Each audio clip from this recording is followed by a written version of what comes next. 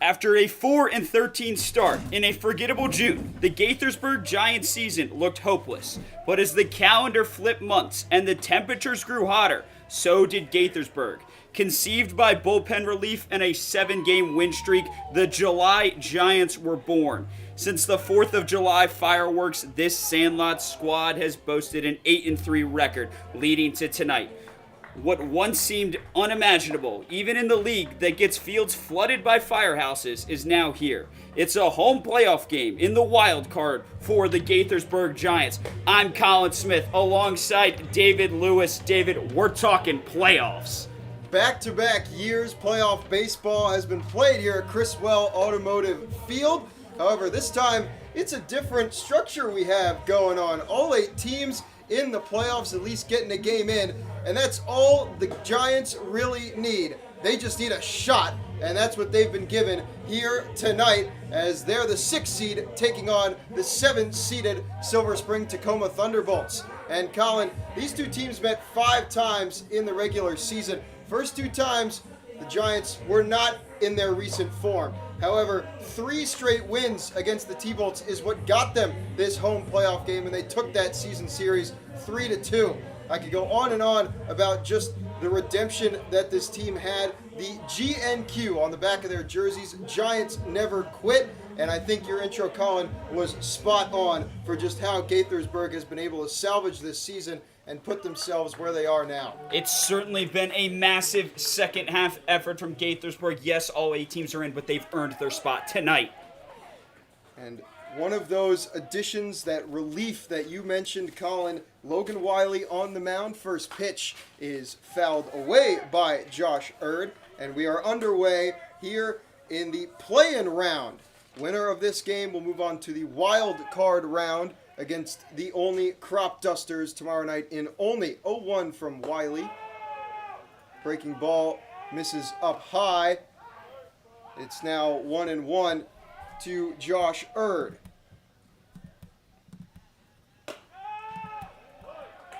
1-1 misses out. It's now 2-1. Wiley comes into this game having made 2 starts this season, both of them 3-inning starts with a 4.5 ERA. He now misses high, and it's 3-1. And I'm sure our microphone up here is picking up just how vocal the T-Bolts dugout is already. 3-1 pitch. Called strike 2. Full count in the first batter of this playoff game. Gaithersburg, as you said, Collin, earning their spot and earning home field advantage for this one-and-done game. Full count. Misses out, and Erd is aboard. First base runner here tonight. It's a leadoff walk for Josh Erd. And that's not what you want to see if you're Gaithersburg to start this game. We talked about how the pitching has really increased. Look for Wiley, slow down, find himself. We mentioned how loud the T-Bolts are. It's going to take some settling into. It's a long night of baseball that's ahead. Long night indeed. We saw how long of a night it could be last night in Alexandria. Scoring to bunt, pulling it back. Runner goes. Zach White throws it down. Hence his tag. Not there. Pretty much right on the money throw from White. But it just came in late, and the jump from Josh Erd gives him second base. And that was a great job by Josh Erd getting that early jump. I thought White had great pop time. Obviously, with the lefty in the box, Gill blocked him. Another square to bunt. This time he just pokes at it and misses the bunt. It's now 1-1 for Tyson Gill, rising sophomore from Clarion. In the July 20th doubleheader against the Grays, he went 4 for 11, scores the bunt again. This time he gets it down. Wiley fields it, throws all the way to first, and that gets into the outfield. Erd's going to come around to score, and in just 2 batters, it's 1-0 T-Bolts. And that is a bad sight for the Giants. Wiley goes to field it. Both him and Zach White were chasing after that ball in the infield, and Wiley turns around and has an errant throw. Nobody was covering first base because Bryce Rudisil was sneaking up because it was a lefty squaring to bunt, thinking that it might come straight towards him. Yeah, Marino gets over there to cover, but obviously the big frame of Rudisil doesn't compare it to Aiden Marino, who's at second base. Popped up into the netting. is Griffin Pouvel. So reaching on an error and driving in a run is Tyson Gill. He had just one RBI in the doubleheader that I mentioned. Pouvel will chop this one foul, and White is going to wait for it to spin, and now he touches it foul after he realized Gill had already reached second base. Yeah, he'd much rather that have been a foul ball considering Gill had taken off. Gill with that bunt, he's the team leader in batting average, so, you know, he can kind of do it all. He can push it up into the infield, as we saw as well, be a guy that rakes for this squad. 0-2 as the hoots and hollers from the T-Bolts dugout rain out. This is a wild pitch. White's not going to have a chance on Gill. And now a second runner in scoring position for the T-Bolts. 1-2 count to Griffin Pouvel. Former crop duster, didn't get a shot with the same squad again this summer. And I'm sure he would love to advance to tomorrow's contest to try and have a revenge playoff game in Olney. 1-2 misses upstairs. It's now 2-2 to Pouvel. This is a really difficult back-to-back pitches for Wiley. He was up 0-2 in the count. That wild pitch advances, and now he's one ball away from loading it full. Here's the 2-2. This one hit foul. Count will remain 2-2. And Wiley had Erd in a full count, but just missed on that pitch, and that allowed Erd to reach. He quickly stole second on a bang-bang throwdown from White. Again, the throw was right on the money, but just not there in time. This one gets away from White, and now Tyson Gill 90 feet away from being the second run here in the top of the first. And it's been a busy night in the first inning for Zach White already. He's had to chase a couple wild pitches, kind of mishandled that one as well with some attempted throwouts. So I look for the catcher-pitcher duo here to slow this game down and find the Gaithersburg pace. Corners playing in, full count, no outs. Fouled off by Pouvel. Pouvel batting 158 coming into this game, has just 19 at-bats as well. 3 hits total on the season and 1 double of those 3 hits. He went 1 for 3 yesterday with an RBI. Full count, fouled off again. Pouvel certainly giving it to Wiley here. This has certainly been a very active at-bat, fighting to that full count. We've seen Gill advance from first to third, so this is a very pivotal moment, although it's only top of the first. Yeah, no outs as well for this T-Bolts offense. Full count, check swing. They appeal and they say he did not go. Runners on the corners, no out. So 2 walks and then a reach on error. 3 base runners in 3 batters for the T-Bolts brings up Jack McCarthy.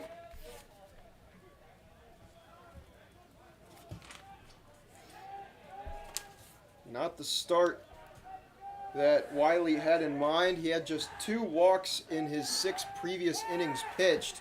Has matched that here without recording an out.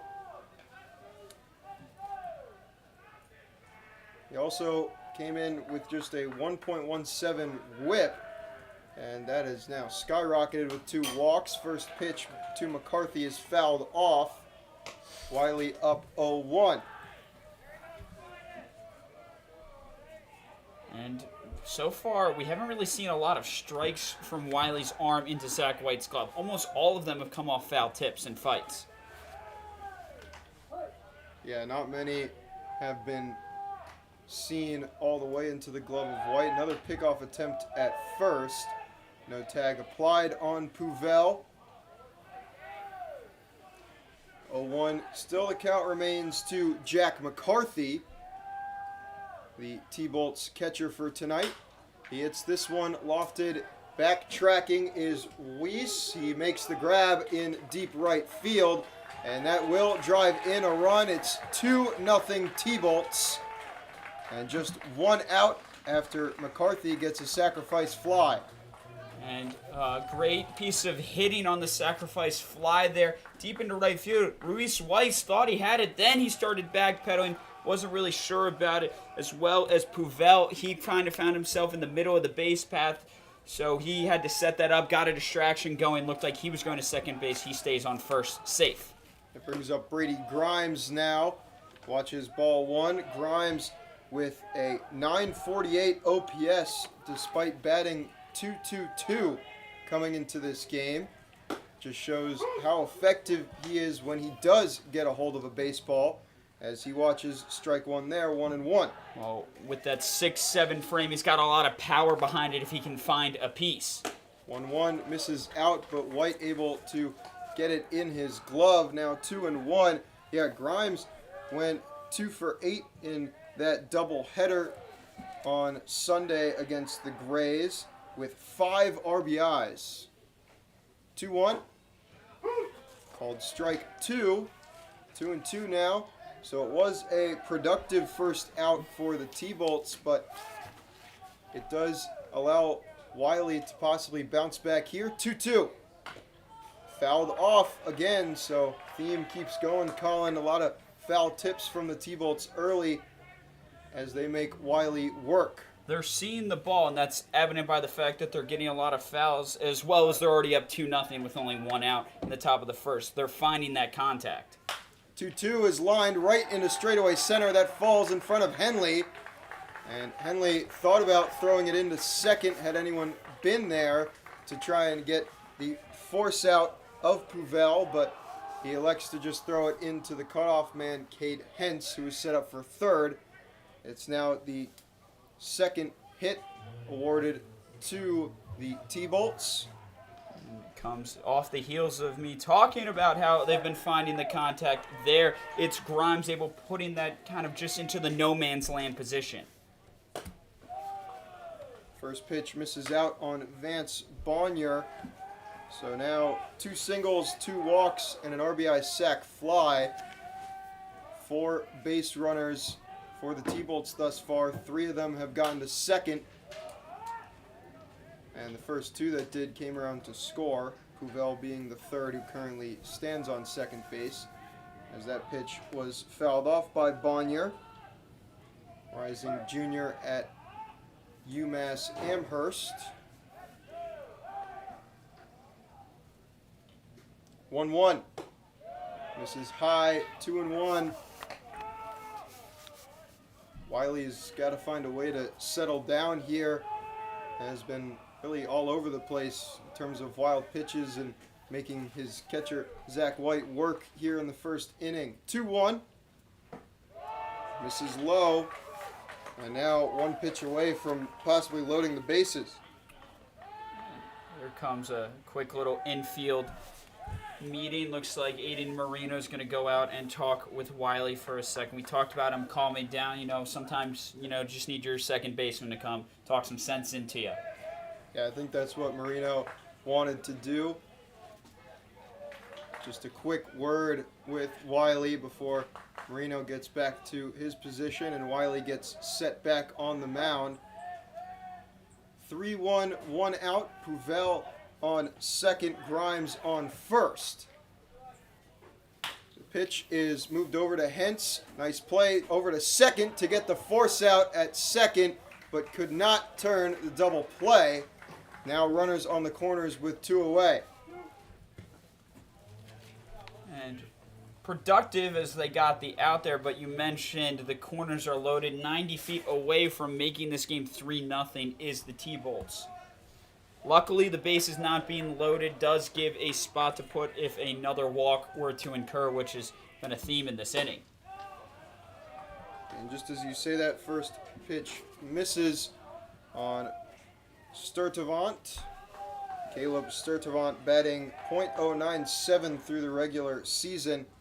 6 hits in 62 at-bats and 29 strikeouts in those 62 at-bats. That's nearly a 50% K rate for Sturtevant.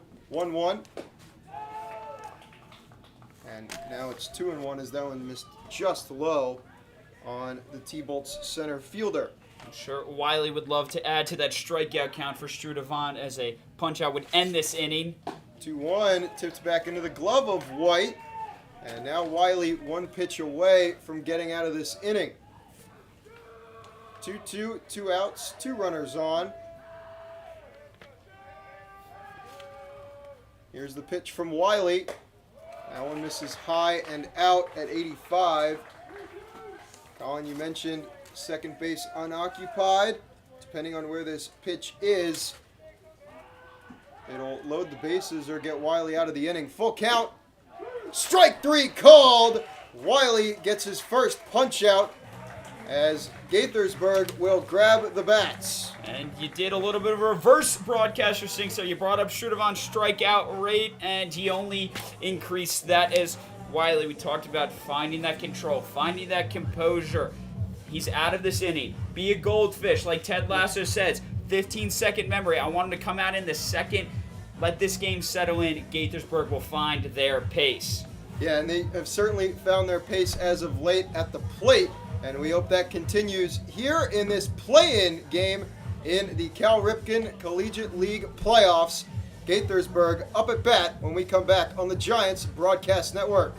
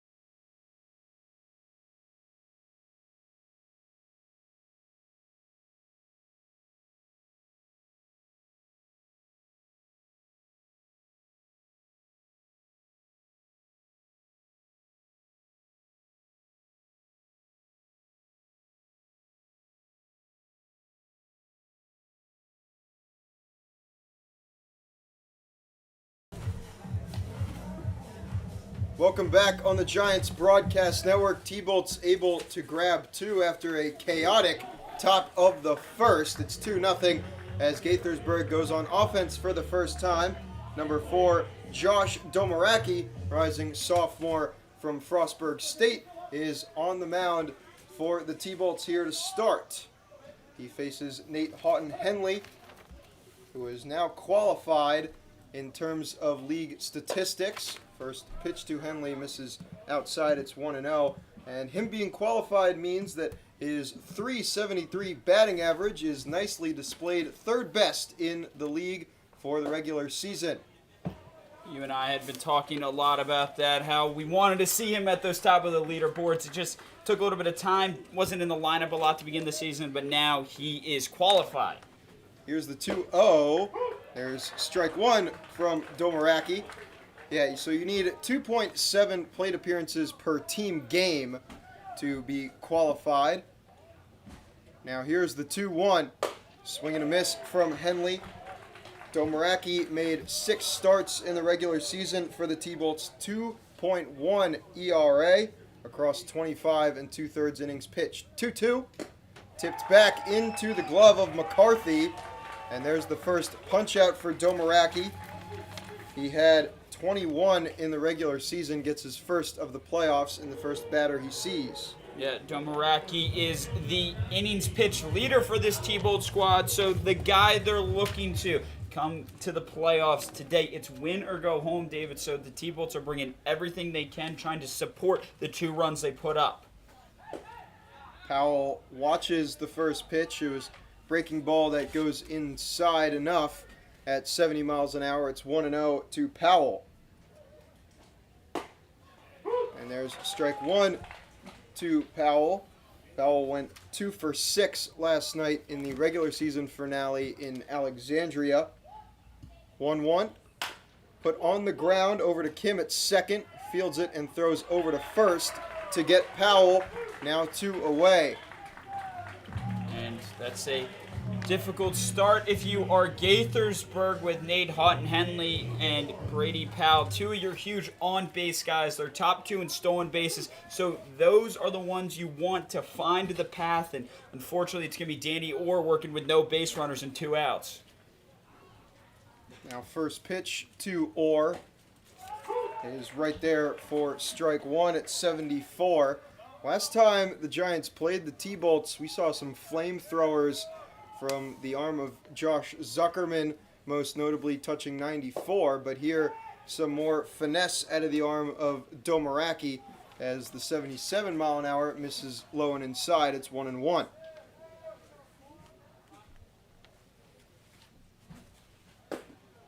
One misses low. Came in at the same spot as the previous pitch, but 8 miles per hour slower, excuse me. Now it's 2-1 count for Orr. And now Domeracki able to locate what was his first pitch in this at-bat to Orr. Finds the inside part, 2-2, 2 outs. Skips out of the glove and into the backstop, but empty bases, so no one can advance there, but full count for Orr. And I talked about how important it is for Houghton-Henley and Powell to get on. That would easily be 2 of the fastest guys advancing there. Here's the full count. Put on the ground, but foul. That one 85 middle. It just got under the bat of Orr, but I'm sure that he's looking for that pitch again if he sees it. But it is full count, 2 outs here in the bottom of the first. Gaithersburg looking for a response. This one put on the ground, and it gets past the shortstop, Gill. A single for Danny Orr, first base runner for Gaithersburg. And that's just what Danny Orr does, David. He's Mr. Consistent for this Gaithersburg squad. Always shows up all the time. Team leader in at-bats. That was his 132nd. A guy the manager, TJ Brockway, really leans on, and the one that starts the party tonight for the Giants. And that'll bring up Bryce Rudisil. Rudisil tags this one into right center field, but under it to make the grab is Sturtevant, and that ends the first inning. Well, through the first 4 innings last night in Alexandria, Gaithersburg loaded the bases 5 times. They were unable to get more than 1 base runner in that inning, but now we'll see if Logan Wiley can settle back in after a chaotic top of the first for him as he comes back on the mound and will step away here on the Giants Broadcast Network.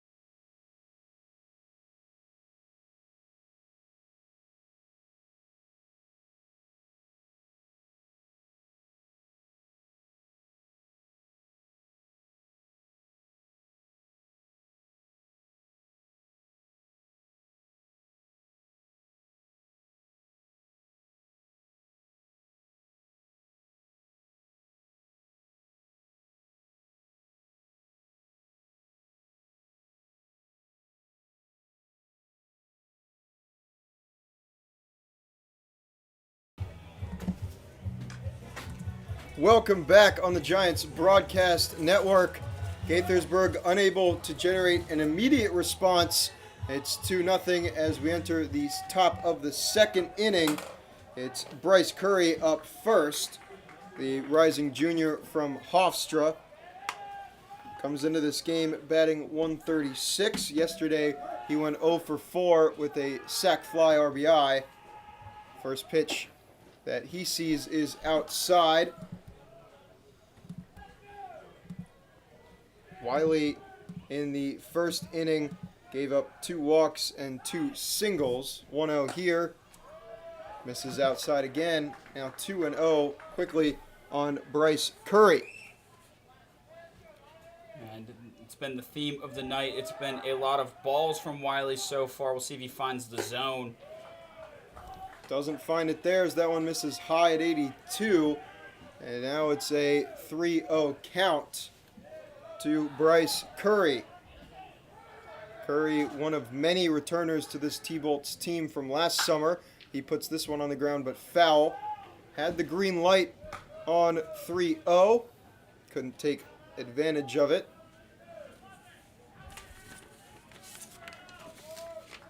That was the only hittable pitch that Curry has seen this at bat. 3-1 from Wiley.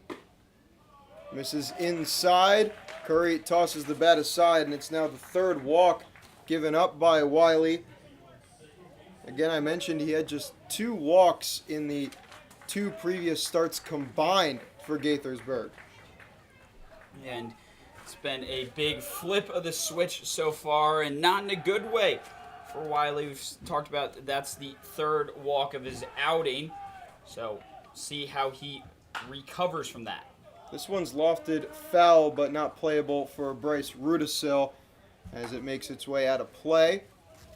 0-1 to the 9-hole hitter, Matthew Kim.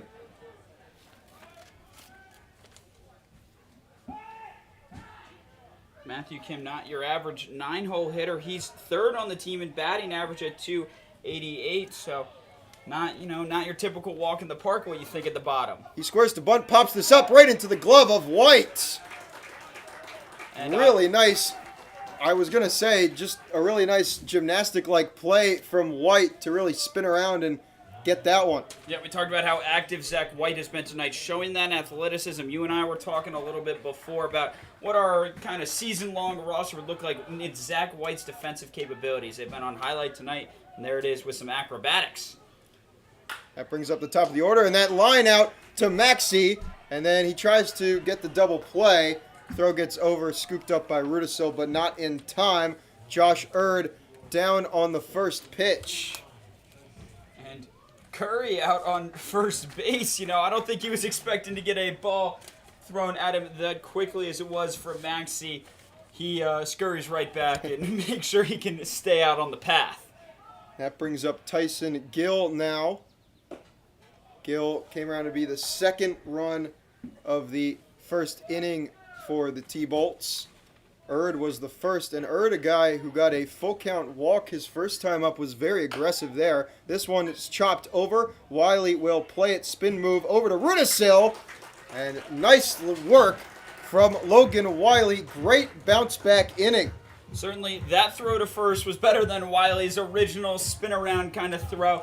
That one lands in the glove. The 3rd out. I'm sure he's very happy to escape that inning, to see no more damage done on the board. Again, a lot of baseball ahead, David. Look for both of these teams. Both wanted a lot. We hear both dugouts being very active. Look for that to play a factor tonight.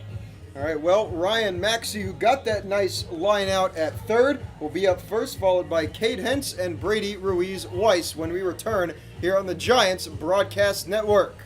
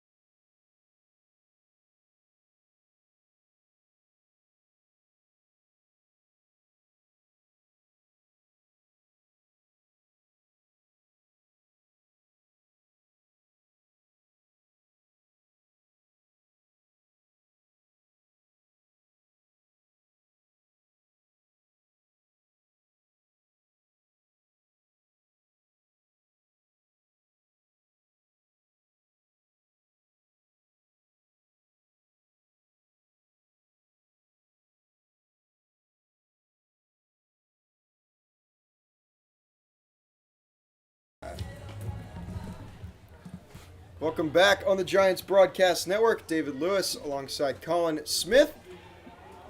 Collin, we go to the bottom of the 2nd. I mentioned earlier in the broadcast, Gaithersburg left 14 runners on base last night in Alexandria, and then Friday night against the Big Train stranded 15. They've thus far stranded one. It was Danny Orr with the 2-out single in the bottom of the first. But, I mean, there's been plenty of opportunity for Gaithersburg on the offensive side. If they can continue to find those base runners, the runs will eventually start to score. So look for them to get back into that flow, because bases loaded, you're always one pitch away. Always one pitch away. They just couldn't quite pounce on the Aces last night fully until midway through the game. 1-1 is chopped over to Curry at third. He fields it and throws over to Grimes at first to complete the ground out of Ryan Maxey.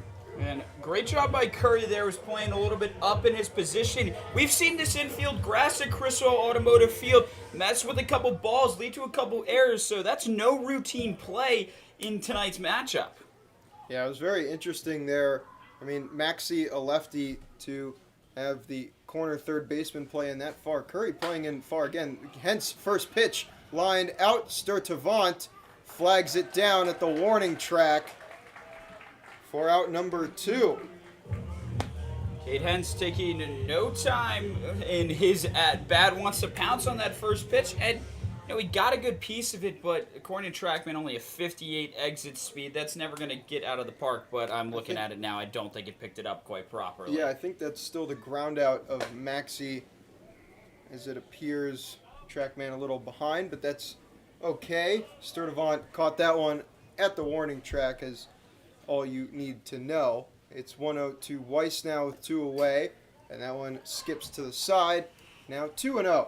Talked about the importance of base runners in tonight's matchup. Gaithersburg needs to find some, because that's the second time a passed ball has not had anyone to do damage out on the path. 2-0. Weiss lines this one into the right field corner. Weiss with his speed's going to circle one. It's bobbled by Puvel in right, and he stops at second. Weiss with a stand-up double, and the second extra base hit in 24 hours for Gaithersburg. Keep in mind, they have 2 hits tonight, and then they had 12 hits last night in Alexandria. That was another, not sort of issue, but just something that was apparent through the night, was just lack of extra base hits. They got a lot of slap-happy singles, but really couldn't advance guys more than 90 feet. But Weiss with a 2-out stand-up double, now in scoring position for Zach White.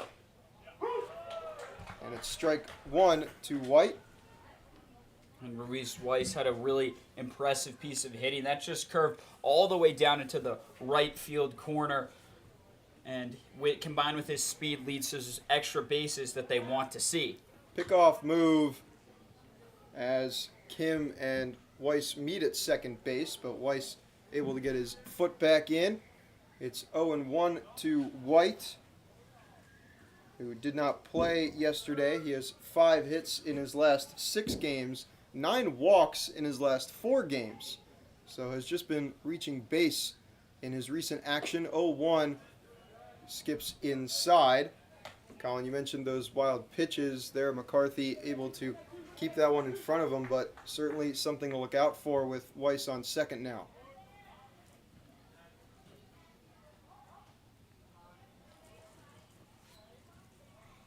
1-1 from Domaraki. This one grounded over to Curry at third, and he fields it, throws across to Grimes, and that ends the inning. So it's been 2 hits, but both with 2 outs. Gaithersburg not able to really have much of a substantial offense thus far. They needed the rallies to start coming when there's 0 and 1 outs on the board rather than 2. That way they can, get some sacrifice opportunities. Our GM Matt Kangas, loves a good sacrifice bunt. Get the ball in play earlier and often, and that is how Gaithersburg will begin to circle to home plate. Well, Logan Wiley settled in the top of the second. We see if he can continue that trend in the top of the third when we come back here on the Giants Broadcast Network.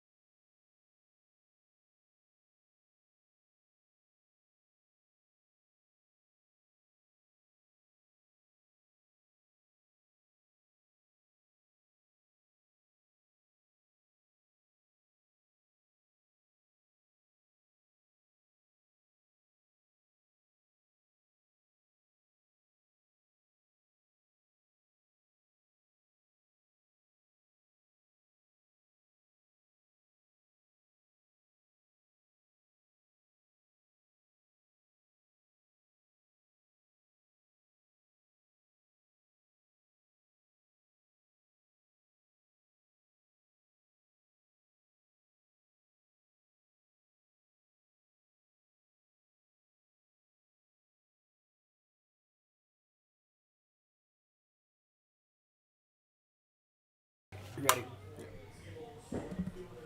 Welcome back on the Giants Broadcast Network. Griffin Puvel up first for the T-Bolts. Walked his first time up.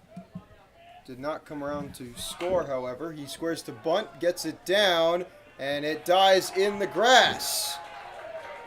And First pitch bunting is Puvel. there's that thick infield grass that I was talking about just a couple plays ago. A lead-off bunt. Able to get that right up the left field line. Really impressive piece of bunting. I'm not going to say batting from Puvel. So Puvel now on first after his leadoff first pitch bunt. Now here's a pickoff attempt unsuccessful from Wiley. That brings up Jack McCarthy, who had an RBI sac fly to right his last time up. Scoring the bunt here. He gets it down. Maxey comes in to play it, transfers it over to first, and he gets the out at first. To get one away, Puvel advances to second. And there we see it again. Want to highlight Zach White's acrobatics. He tossed that mask real quick, was ready to make a play, but Maxey coming in for that throw, a little more ready for it this time, understanding how to play it rather than allowing a first base knock with a bunt. But a guy is in scoring position now. We talked about advancing those base runners with those opportunities. It's the T-Bolts that find themselves with the early ones. Grimes does not square to bunt, but he watches ball one. Grimes probably would be one of the least likely guys in this T-Bolts lineup to square to bunt. We did see Danny Orr for the Giants square to bunt last night in Alexandria. 1-0, called strike one. Or, I think, also one of the guys in the Giants lineup least likely to square for a bunt. You'd much rather take the gamble of a full power swing with guys like that because, they could go anywhere. Here's the 1-1, swing and a miss. Now 1-2. As former Giant Jackson Bauer in attendance. The playoffs have brought out the whole crowd. Bauer at Hofstra. Swing and a miss there. The second punch out for Wiley gets the second out of the top of the third. And a guy like Grimes, we're talking about him scoring to bunt. He's so long and lengthy, I wonder how far he could chase one outside the batter's box if he had. First pitch is fouled off by Bonnier. Yeah, and also going back, I didn't mention it, the ground out of Ryan Maxey back in the bottom of the second. The throw was a little high from Curry, and I think part of the reason why that the out was recorded was simply because Grimes is that tall, and Curry has that much length to work with when it comes to throwing across the diamond. Second pitch misses on Bonnier. Yeah, when you got a guy who's 6'7", it's hard to miss him considering that frame. 1-1. This one lofted into right field. Weiss tracking, goes into foul ground, and he makes the grab. Again, the foul poles here blocking the exact catch, but the body language from the Giants fielders appreciative of the efforts of Brady Ruiz-Weiss to get the third out. Gaithersburg will grab the bats again with Aiden Marino leading off, and then the top of the order, and Nate Houghton-Henley and Brady Powell do up when we come back on the Giants Broadcast Network.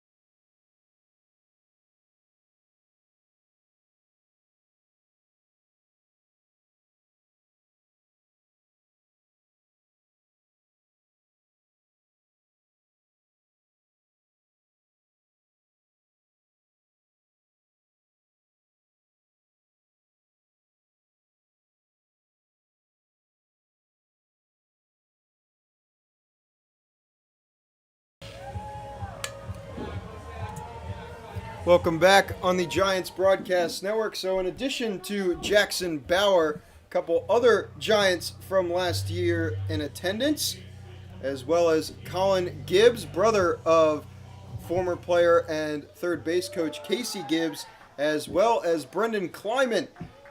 And congrats to Kleiman from transferring from Eastern Michigan to Arkansas. Well, he'll spend his next year playing spring ball. Nice to see one of many successful Giants moving on to one of those Power 4 schools. 1-0 to Marino. He lines this one, and Kim makes a jumping grab to get out number one. And oh my gosh, Kim with the acrobatics. Matthew Kim, he jumped around, he did a 360 in mid-air. It was Marino who hit that, and usually it's him that's making those acrobatic moves at second base. Yeah, it was just a nicely timed leap from Kim. He didn't jump too early, waited for it to come down, and he was in the outfield grass by the time his feet left the turf. As there's strike one on the inside to Henley, who struck out his first time up. First time through the order for Domeracki. 2 hits given up and 1 strikeout. And there's strike 2. And it has been a really impressive battle from Domeracki and his catcher McCarthy, because he's framed both these pitches quite well for the 0-2. Can't frame that one up as it misses into the lefty's batter's box, and now it's 1-2. 1-2 pitch, left up by Henley. He's worked the count even now. And Domeracki, he sent those first 2 pitches inside. He's trying to get that put away with an outside chase. 2-2, this one hit hard but foul off the bat of Henley early on the 85 as he pulled his hands through the zone and hits it foul down the left field line.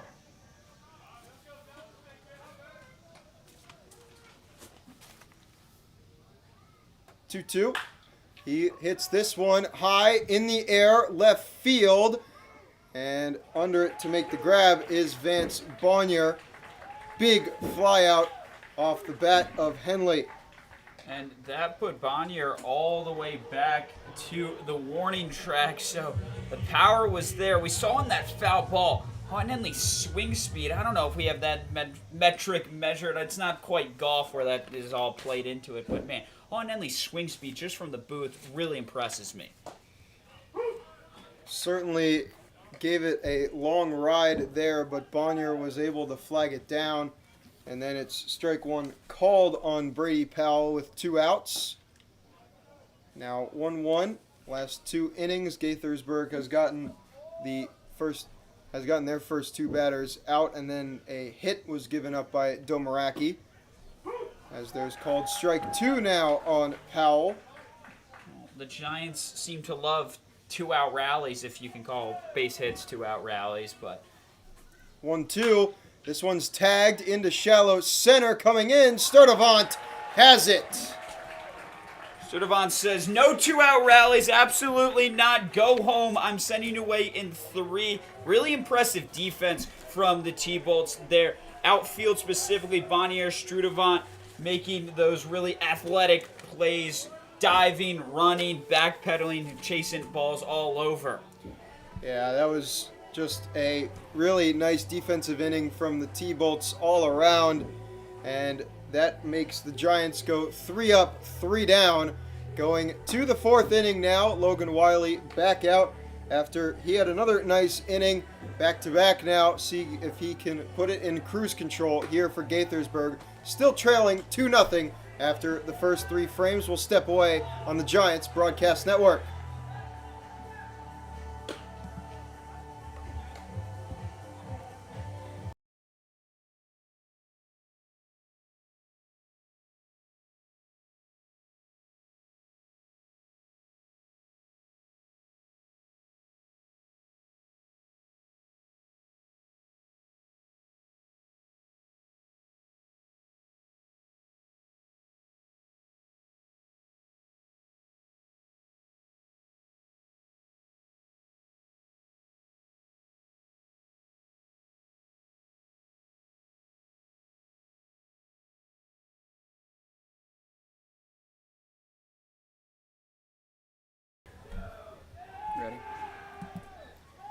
Welcome back on the Giants Broadcast Network as Caleb Sturdivant, after ending the third inning, steps in now to lead off the fourth inning. He watches strike one.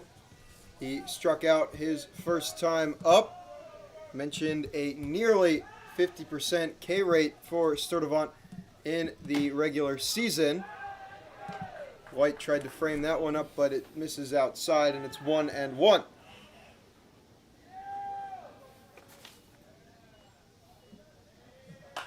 This one's popped up and into the netting. It's now 1-2. So in addition to Brendan Kleiman transferring to Arkansas, we also have A.J. Martin, who tied the league record last summer with Gaithersburg for a hit streak at 24, but could not break the streak because he missed one game visiting schools.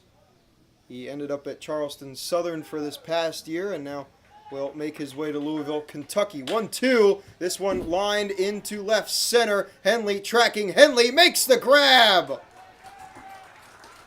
Nate Houghton Henley, oh my! The speedy turtle tracks that one down. Loses his hat in the process, but that's a trade he'll take any day of the week. Hat for ball and first out of the inning. I mean, out of all the TrackMan stats that we have available, I want to know Nate Houghton Henley's closing speed on that line drive, because that was definitely headed for the gap and he got fully extended to end up with that baseball. First pitch misses out on Bryce Curry, who walked to lead off the top of the second. It's now 1-0 to the rising junior at Hofstra. He lines this one into left field. That's going to get into the corner. Curry rounds first, headed for second. The throw is going to go to third, and it's a stand-up double for Bryce Curry. Curry just putting that right over the spot that he's normally defensively. Back into that deep corner of third base. We talked about Ruiz Weiss able doing that with right field. Happens in left here, and Curry finding that extra base, again, with only one out. So he's giving this T-Bolts team room to work with, potentially another sacrifice opportunity. We already saw one of those score a run tonight. Yeah, we've seen a few bunts from the T-Bolts, early in this game. Kim does not square and watches strike one. I always think it's really interesting early in a game when you square to bunt. Sometimes bunts can be reserved for later in the game when it's more tensious, but 0-1 skips into the chest of Zach White, but he keeps it in front of him and keeps Curry at second. It's now 1-1. Cam had a little bit of Soto shuffle there. He kind of leaned back and forth on that. I wonder what his moxie is in the batter's box. Well, he popped out to White on a bunt attempt last time. This time he chops it over to Wiley, fields it off the mound, throws to first to get Kim. Wiley looked down Curry, so Curry does not advance from second, and there's two outs. Yeah, really smart play by Wiley, again, with that look down, because if he doesn't get it, didn't look like Curry was exactly going, but what started off in a really difficult and kind of rough time for Wiley has really settled in, and even there we see impressive fielding from him. Yeah, that was a nice leap off the mound. Always tough for pitchers to do that on an uneven surface. First pitch missed to Josh Erd. He lined out to Maxey his last time up on the first pitch. 1-0. Misses out. Now 2-0. Erd was walked on a full count his first time up back to start this game, and then came around to score after a stolen base. Now 2-0 to Erd. And there's strike one called.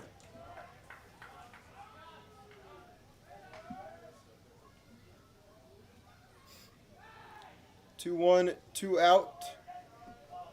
Curry on second. Tagged back into the glove of White. Now 2-2 with two outs and a runner on second. Collin, you love it when the numbers line up just like that. I love the 2-2-2, and I'd love even more strike three here if we can get that from Wiley. Here's the 2-2. And there is a swing and a miss from Josh Erd. Logan Wiley's third punch-out of this outing as he gets through the top of the fourth inning. And he had just 2 starts that both went 3 innings in the regular season, but now has gotten through 4 here in this play-in game. Gaithersburg still down 2. Searching for a response, 2-0 entering the bottom of the fourth. It'll be Danny Orr, Bryce Rudisil, and Ryan Maxey due up when we come back here on the Giants Broadcast Network.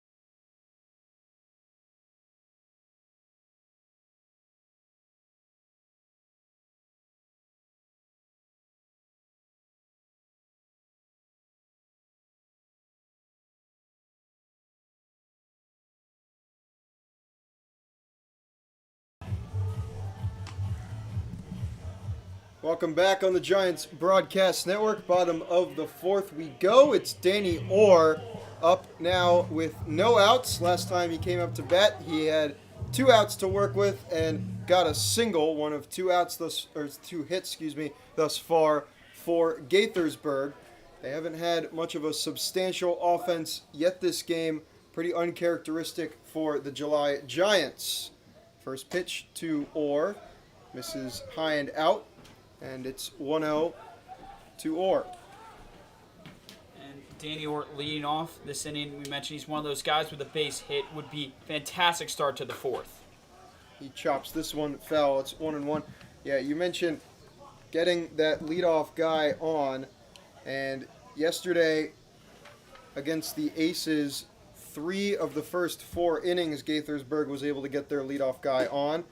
And that allowed them to load the bases many times, as I mentioned previously. And it's now 1-2 after called strike 2 on Orr. Domaraki looking for his second punch out. 1-2. Misses above the belt and evens the count at 2 apiece. And you mentioned how Wiley usually has only gone 3 innings in his start. Domaraki also going into the fourth here. 2-2 swing and miss there from Danny Orr. The second punch out for Domaraki of this start.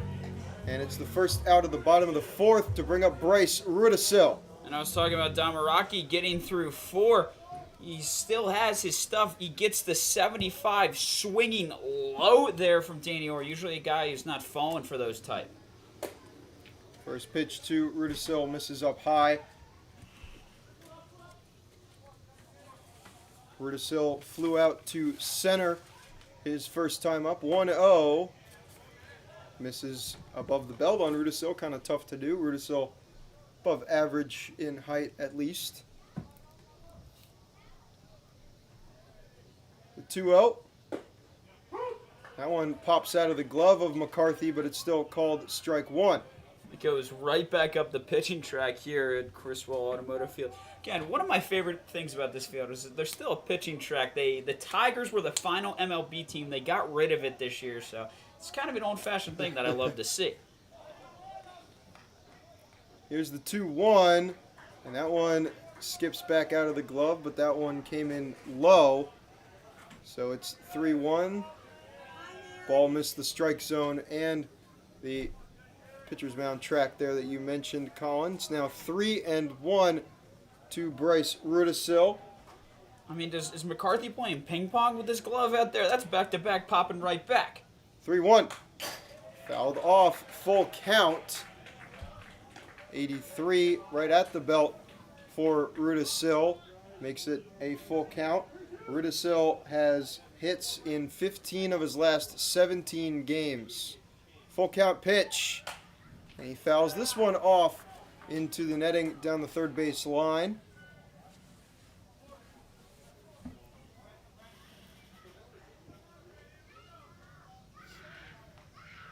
Full count from Domeracki remains. This one hit and in to right field. Bryce Rudisil continues to put himself on base and has a single with just one away here in the bottom of the fourth. And really impressive to get a ball by the lengthy Brady Grimes out there on first, even at 6'7". He can't reach into the gap for that one. And this is the first time that Gaithersburg has had a base runner with only one out on the board. So look for them to finally take advantage of it now that we're into the fourth inning. That'll bring up Ryan Maxey, another guy who's been an on-base machine as of late. He pops this one up, however. Backtracking over for it is Gill, and he makes the grab in the infield. Now there's two away. And that one-out base runner did not last long, David. It's going to take a lot of work from Cade Hentz in the box now. A guy who has been in a little bit of a struggling streak hitting recently. We talked about how he got on base with an error the other day. It's hard to field his balls, but he doesn't always exactly get the hits. Yeah, after 5 straight games hitless, then Cade Hentz went 1 for 4 against the Braves, and then last night against the Aces went 3 for 5 with 2 RBIs as he looks to break out of that slump. It's now 1-0 to Hentz. That one skips inside and it hits Hentz on the foot. He appears to be okay, and he'll trot down to first. 2 on for Brady Ruiz-Weiss, one of just 2 extra base hits in this game between both squads. And an extra base hit here would surely score Rudisil, maybe Cade Hentz.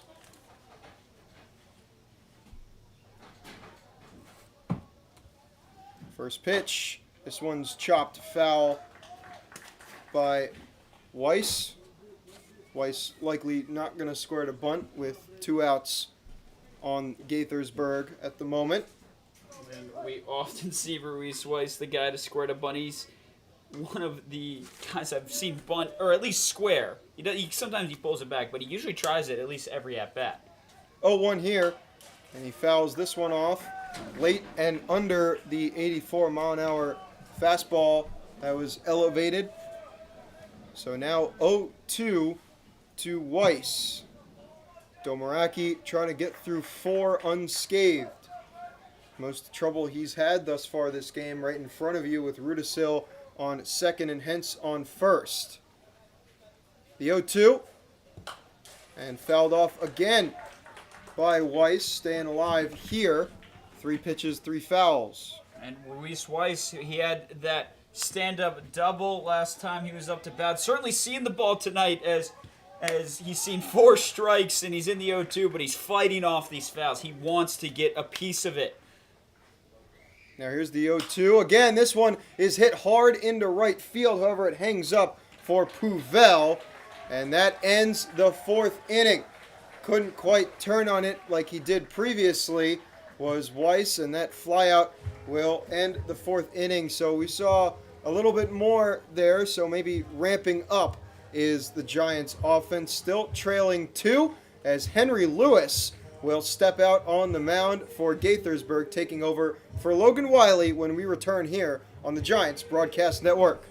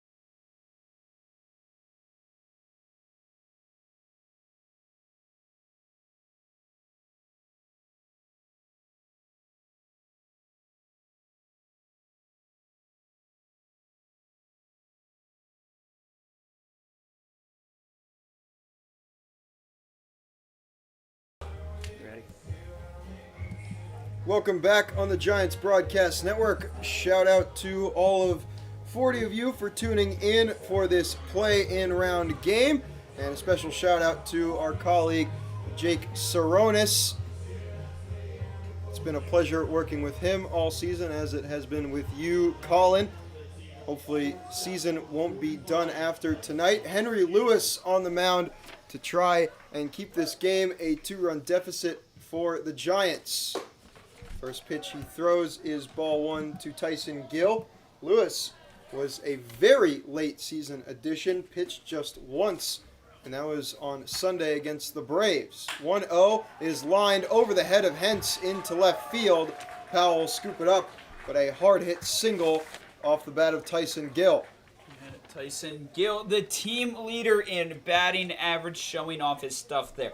He's not concerned with a new pitcher taking the mound in Henry Lewis, but the T-Bolts will look to capitalize as much as they can. The last time they were facing a brand new pitcher, it was the start of the game, and they got 2 runs in that inning.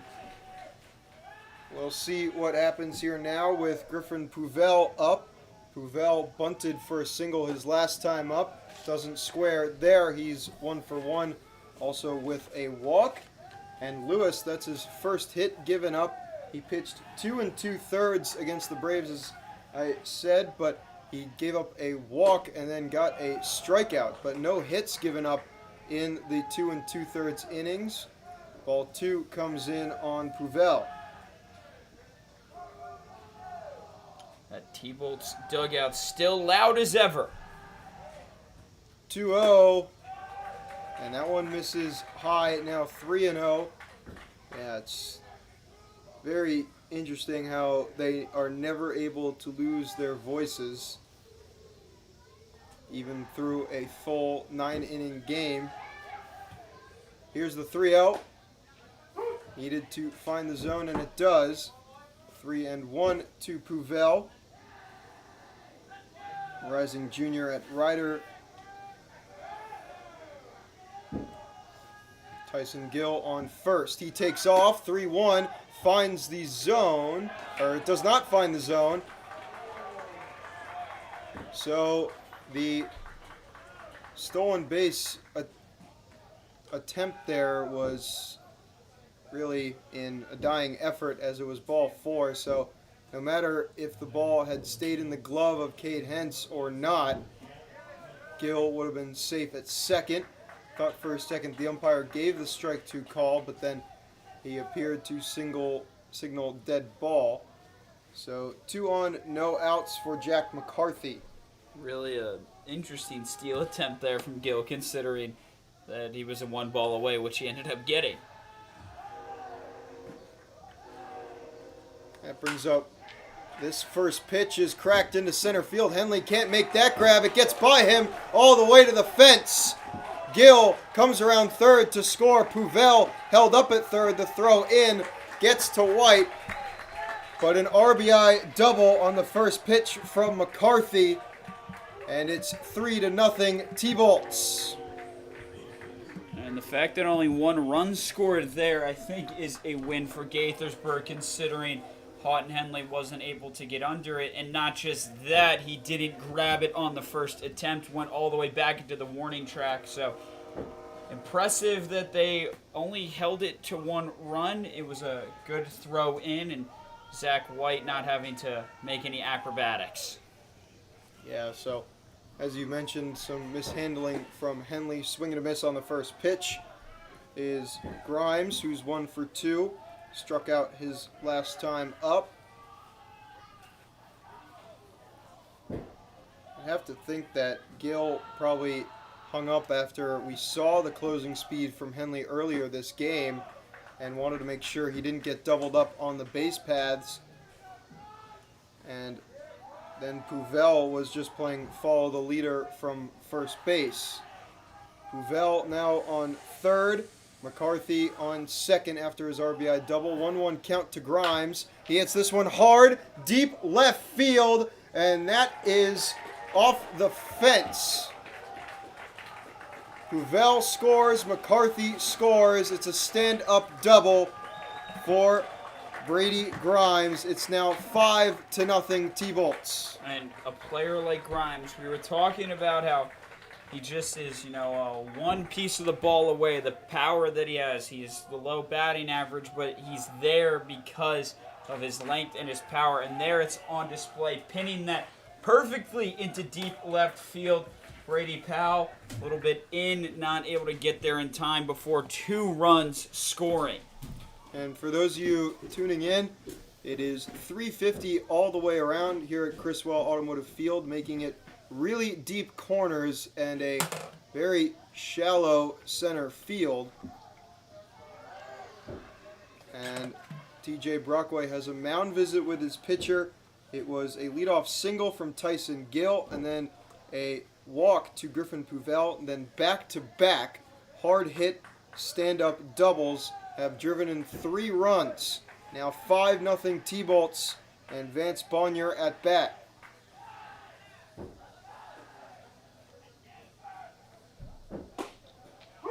There's strike 1 on Bonnier, and for Lewis, a incoming freshman at UMBC, he had a fantastic first appearance, but this has been a rocky start here in his first playoff appearance. 0-1. This one's lofted into right field. Weiss had a trouble tracking it, but he does make the grab. Got a little twisty tied there, but able to get the ball into his glove, and there's now 1 away. And Grimes had taken off thinking that ball might be put in play, so no tag-up opportunity. He'll stand out on second, remain there, but, Reese Weiss had to make an adjustment, and luckily he does in time. Yeah, really went a couple different directions on the route to that baseball, but able to pick it up in time. 88 misses outside on Sturtevant, who is 0 for 2 with a strikeout.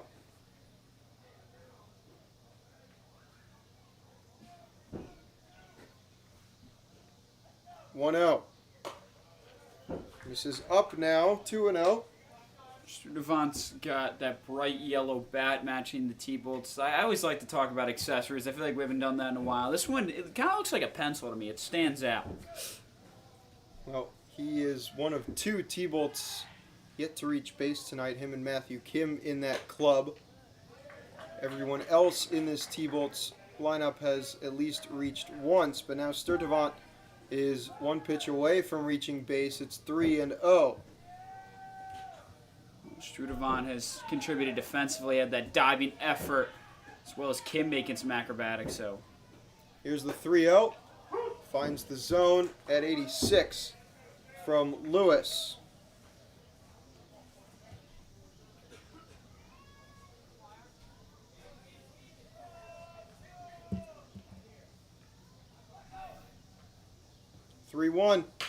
This one's chopped, hence coming in to play it. Transfers it over to first. Throw gets away from Rudisill. And Grimes comes around to score 6-0 T-Bolts. And that is not what you want to see if you're Gaithersburg. An error leads to another run scoring. And, David, we talked about the change in this Giants squad. The July Giants, as they've been nicknamed in. A lot of what we saw from the June Giants was the big inning, letting up and not being able to recover from that. And right now, this is looking like the days of old for the team in blue.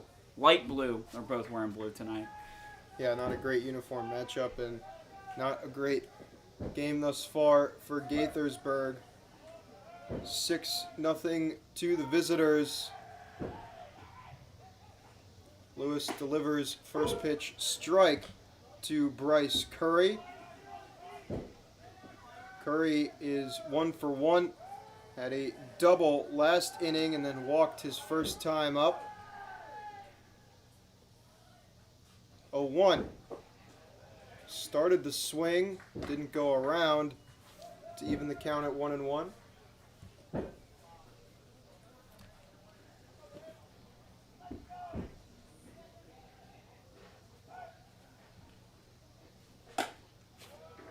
One misses out, and now it's 2-1. The biggest miss thus far from Lewis. And yeah, you mentioned the Giants of old. They had those similar offensive innings where they got 2 outs and then put bat to ball. And we've seen that tonight. No answer yet for the T-Bolts. And now a big 4-run inning that has kept on chugging here. 2-2, 1 out with Sturdivant on second. It's not insurpassable for the Giants, but they're going to need to escape here. Here's the 2-2. Comes inside, and it's a full count for Bryce Curry.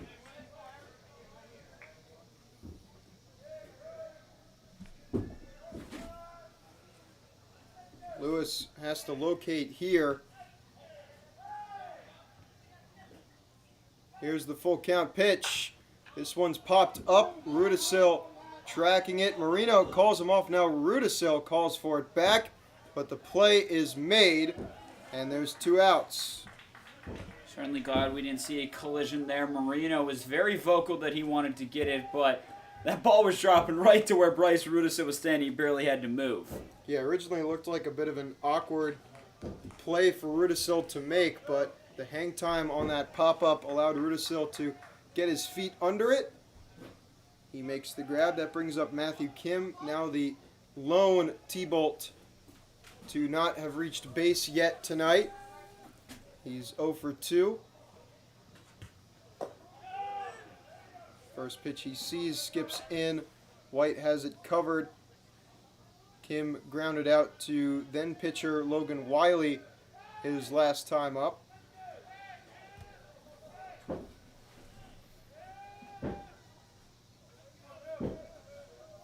The 1-0. This is upstairs at 86, pretty much at eye level or higher than that on Matthew Kim. Apologies for the scoreboard. I had the Giants at -1. Trust me, they didn't do that to us quite yet. It's only at 0. This one is chopped off the body of Kim. Didn't even know you could get -1 on our little scoreboard. But interesting. Apparently, I guess it's needed for some sports to go below 0. Maybe they use it for some golf streams, you know. Good, but that's my only thought. So now a 2-1 count to Kim, who He got shaken up there. He kind of kicked away after that. It looks like he might have clipped himself with the foul ball. that's what I assumed happened there. Remains in this game, and just now noticing he also rocks the no gloves look. He does tape up his wood bats though, but I think Danny Orr uses no tape and no gloves.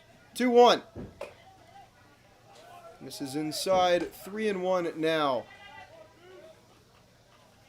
Yeah, the Danny Orr no glove theme has been something you and I have talked about. You know, the gloveless wonder. It's a shock to us, but let me tell you, it works for the retriever. 3-1. This one put on the ground, hence plays it.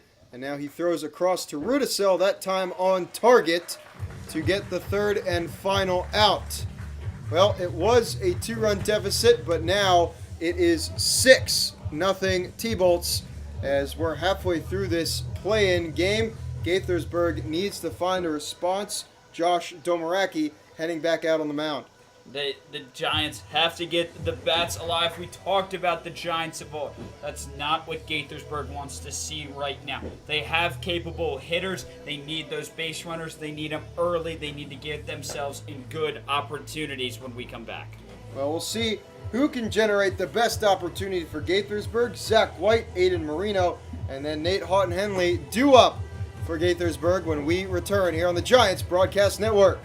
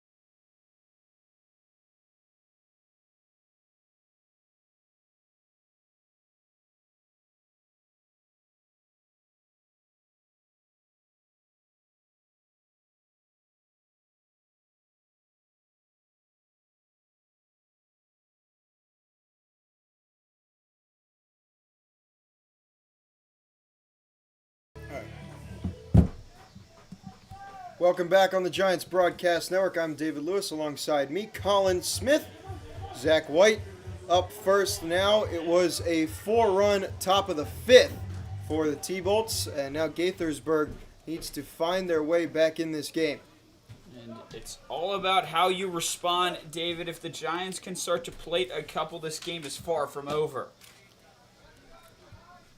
They've certainly been able to generate some offense, but just haven't really gotten no runners to third base, that is, but just a couple to second. This one grounded over to Curry, makes a sliding stop over to first, and a pick by Grimes. And impressive all around there, especially from Grimes, using that reach, going down to a knee to retrieve that one. And just like that, the Giants find themselves with an out early in the game. I would like to mention one of the wins against the T-Bolts happened in a last 2 innings comeback from the Giants. So this is certainly a squad they're used to having to fight for. Scoring a bunt is Marino. It's popped up. And luckily for Aiden Marino, McCarthy did not locate that, or else we would have had a Zach White-esque pop out of Matthew Kim. So Marino gets an extra life there. He's down 0-1, however. This is certainly that extra life. We'll see if Marino is a cat, and he has 8 more to go. I'm sure he'd like to not test those limits. Here's the 0-1 to number 1, and he pops this one foul into the netting this time. Marino down 0-2. Aiden Marino lined out to Matthew Kim, who had a leaping grab on said line out his first time up. 0-2. This one hit right back up the middle, and that falls in front of Sturdivant. And there it is. Well, Aiden Marino taking advantage of that extra life. You don't want to waste your second chance opportunities, David. So, the second baseman is happy to get into play. And again, this is only with 1 out. This is a spot that the Giants need to take advantage of. I also think Marino might need to be a little aggressive on the base paths here. First pitch, swinging away is Henley. This is into right field, falling foul, and it gets out of play as Prouvel could not get there in time. Henley very late on that one. It was to the opposite side of the plate from Henley, and he still got a pretty good chunk of it. And Marino, you talked about his aggression. He's tied with Houghton Henley for second on the team with 15 stolen bases. Here's the 0-1. This one is jammed up and into the netting off the bat of Henley. So after getting a bad head on the previous one, gets jammed up there. Henley down 0-2. Marino is down 0-2, and then got a hard hit single out of it. Here's the 0-2 to Henley. Misses out. Back pick is handled by Grimes, but Marino is back in there safely, 1-2. I think it's no secret here at Griswold Automotive Field that Marino would like that extra base. We've seen Grimes moving a little bit on the bag. The attempted back pick by McCarthy as well, trying to manufacture that one. 1-2 is right back to the pitcher, Domorowski, and the double play not completed as Henley beats it out at first. Marino, however, out at second on the comebacker. And that's unfortunate there for that fielder's choice. Luckily, not turned into a double play. This will allow me to talk about my favorite stat of Nate Houghton Henley. He's got a .520 on base percentage. This is the first time we've seen him on base tonight. So when we talked about how good he is at stealing bases, I know that now there is 2 outs, but look for him as a weapon. Powell fouls off the first pitch. Yeah, certainly Marino, Henley, Powell, the 3 biggest base stealers on this Giants team coming up in succession here. However, it's 0-1 to Powell. That pitch misses inside, now 1-1. Marino wasn't taking too big of a lead. And Henley a little bit more now. 1-1, swing and a miss from Powell, 74. Breaking ball has Powell losing his balance. It's now 1-2 with 2 away. Damaraki still showing the best of his stuff despite being in the 5th inning. No sign of slowing down quite yet. Here's the 1-2. Skips in. Henley, nice read to avoid any danger, but also a nice block by McCarthy behind the plate for the T-Bolts. Certainly it looked like McCarthy, looked like the ball was lost there for a second, keeps it in front of him and pops up quickly. Again, smart from both McCarthy and Houghton Henley to not attempt to go for the second base there. 2-2. This is out, a full count for Powell. And a little bit of a jump there from Houghton Henley, I think, threw off Damaraki just as he was going into his motion. The future Terrapin began his jump off first. This will be Damaraki's 68th pitch. Full count is lofted, popped up shallow left, and they collide, but the out is made by Tyson Gill. He gets table-topped by the left fielder Vance Bonnier, but they are able to collectively make the grab, and that gets the third out on Brady Powell. Glad to see nobody's hurt there. Would love to see a little more communication. We've seen a lot of yelling in the outfield here, David, so I'm sure they're going to talk about that when they get to the dugout. But despite lack of communication, their defense is on point. Still a big goose egg on the board for Gaithersburg. Yeah, Damaraki through 5 innings. Gaithersburg still looking for a response. It's going to be number 17, Shane Murphy, coming out to the mound when we return here on the Giants Broadcast Network.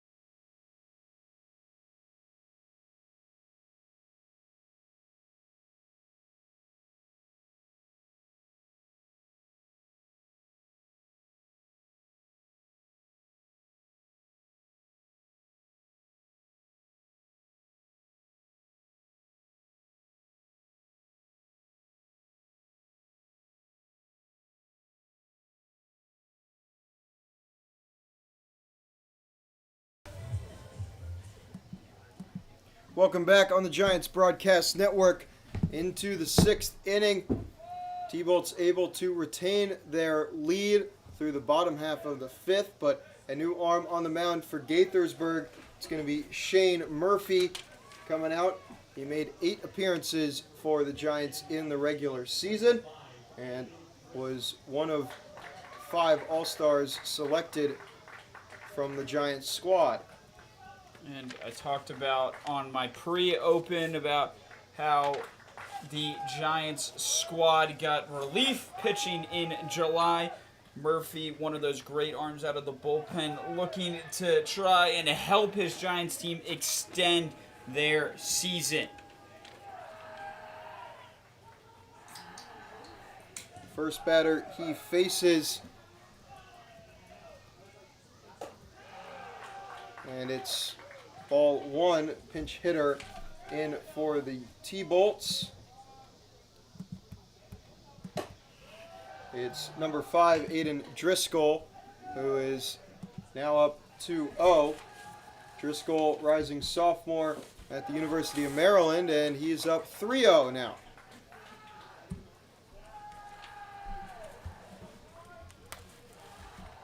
And we've seen the pitchers for Gaithersburg. And just as Driscoll tosses his bat, strike 1 call delivered. Collin, you're not going to like that. That is my least favorite thing about baseball. I think if you toss your bat and try to take first base on a called strike thinking it's ball four, you should be out. Driscoll swings away there and fouls it off. Now a full count. Driscoll taking over the DH spot from Josh Erd. Erd finishes this game 0 for 2. A walk, stolen base, and a run scored, all occurring back in the top of the first. So now all three rostered catchers in this lineup for the T-Bolts as Driscoll fouls that one off. Driscoll taking over the DH spot. And then Bonnier in left field. And then McCarthy is the rostered catcher, playing catcher behind the plate for the T-Bolts. Full count remains for Driscoll. Swing and a miss. Great recovery from Shane Murphy to get Driscoll down on strikes. And I was going to talk about how we've seen the pitchers for the Giants tonight. The first couple batters they faced, they struggle. They've gotten into walks. Murphy got himself into a 3-0 count there. I was afraid that we were about to watch ball four.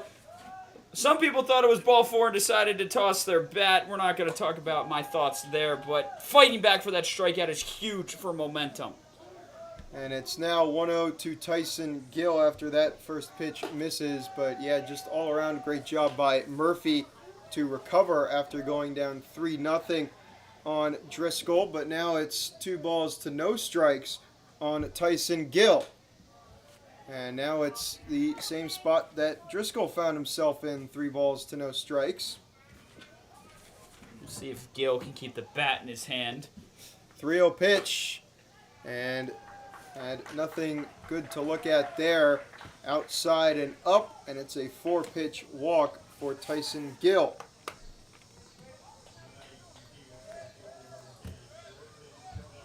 That brings up Griffin Puvel, who is 1 for 1, but has reached base 3 times with 2 walks.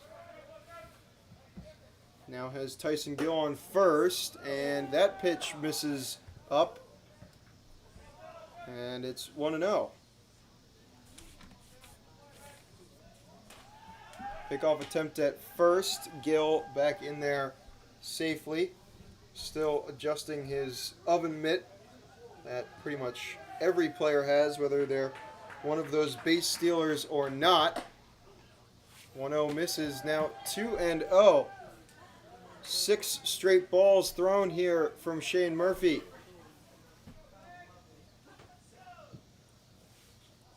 The 2-0 misses again. Now 7 straight, and it's a 3-0 count. 3 batters, 3 3-0 counts here for Shane Murphy. That one misses up, and it's back-to-back 4-pitch walks. And Murphy's got to dial it back in. He's found himself in that 3-0 count. He'd prefer the result that came against Driscoll, but it's going to need finding the zone in that 3-0 if he wants to keep fighting alive, because I think he's better. We saw against Driscoll when he gets a battle going, when he can fight with the guy in the box, he has a better opportunity to present the best of his game. That'll bring up Jack McCarthy now. McCarthy had a RBI double and then came around to score back just last inning. It's now 1-0, so 9 straight balls thrown from Murphy. This one is popped up, and Murphy calls for it, and he is popped out to the pitcher. Was waiting to see if there was a call from the umpire because White, in pursuit of that pop-up, bumped into McCarthy, but pop-out still made, and now there's 2 gone here in the top of the 6th. We've seen some controversies take a hold of teams in the Cal Ripken League, so luckily we avoided any conversation on that one. First pitch to Grimes. So if the pop-out didn't break the streak of thrown balls, that certainly does. First strike pitch thrown by Murphy on a batter. 0-1. Swing and a miss by Grimes. He's now down 0-2. Murphy looking for his second strikeout.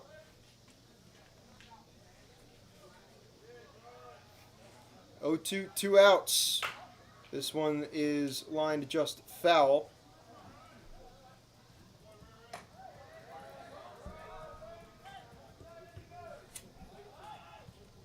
Grimes able to stay alive. Grimes had the 2 RBI double and then came around to score last inning. Again, it was a 4-run inning for the T-Bolts. 0-2 here. Called strike 3. Shane Murphy, nice recovery in both his at-bats and across the inning. Gets 2 punch-outs and will go to the bottom of the 6th. And, a couple got away from him there. We saw the 3-0 counts. We saw a couple of walks. Shane Murphy pulls out the phone, dials in, and escapes this inning scoreless. Something the Giants really needed, and it's going to be their offense that's going to have to dig them back into this game now. Yeah, the Giants have only had 2 base runners reach second base, and none have made it to third base. They'll try and break that theme when we come back. Danny Orr, Bryce Rudisil, and Ryan Maxey leading off the bottom of the 6th when we come back here on the Giants Broadcast Network.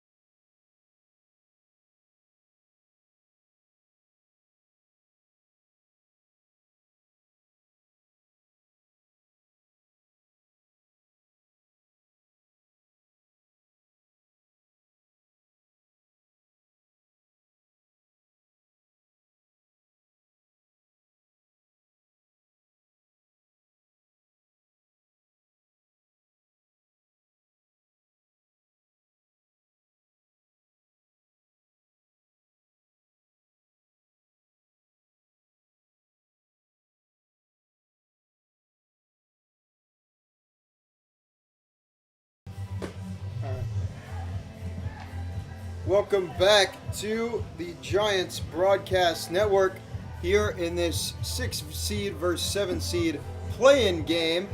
Giants down 6 here in the bottom of the 6th. It's still Josh Domaraki out on the mound for the T-Bolts. He has had a fantastic start thus far, and he faces off against Danny Orr for the 3rd time. Orr 1 for 2 with a single and a strikeout. First pitch, called strike 1 on Danny Orr.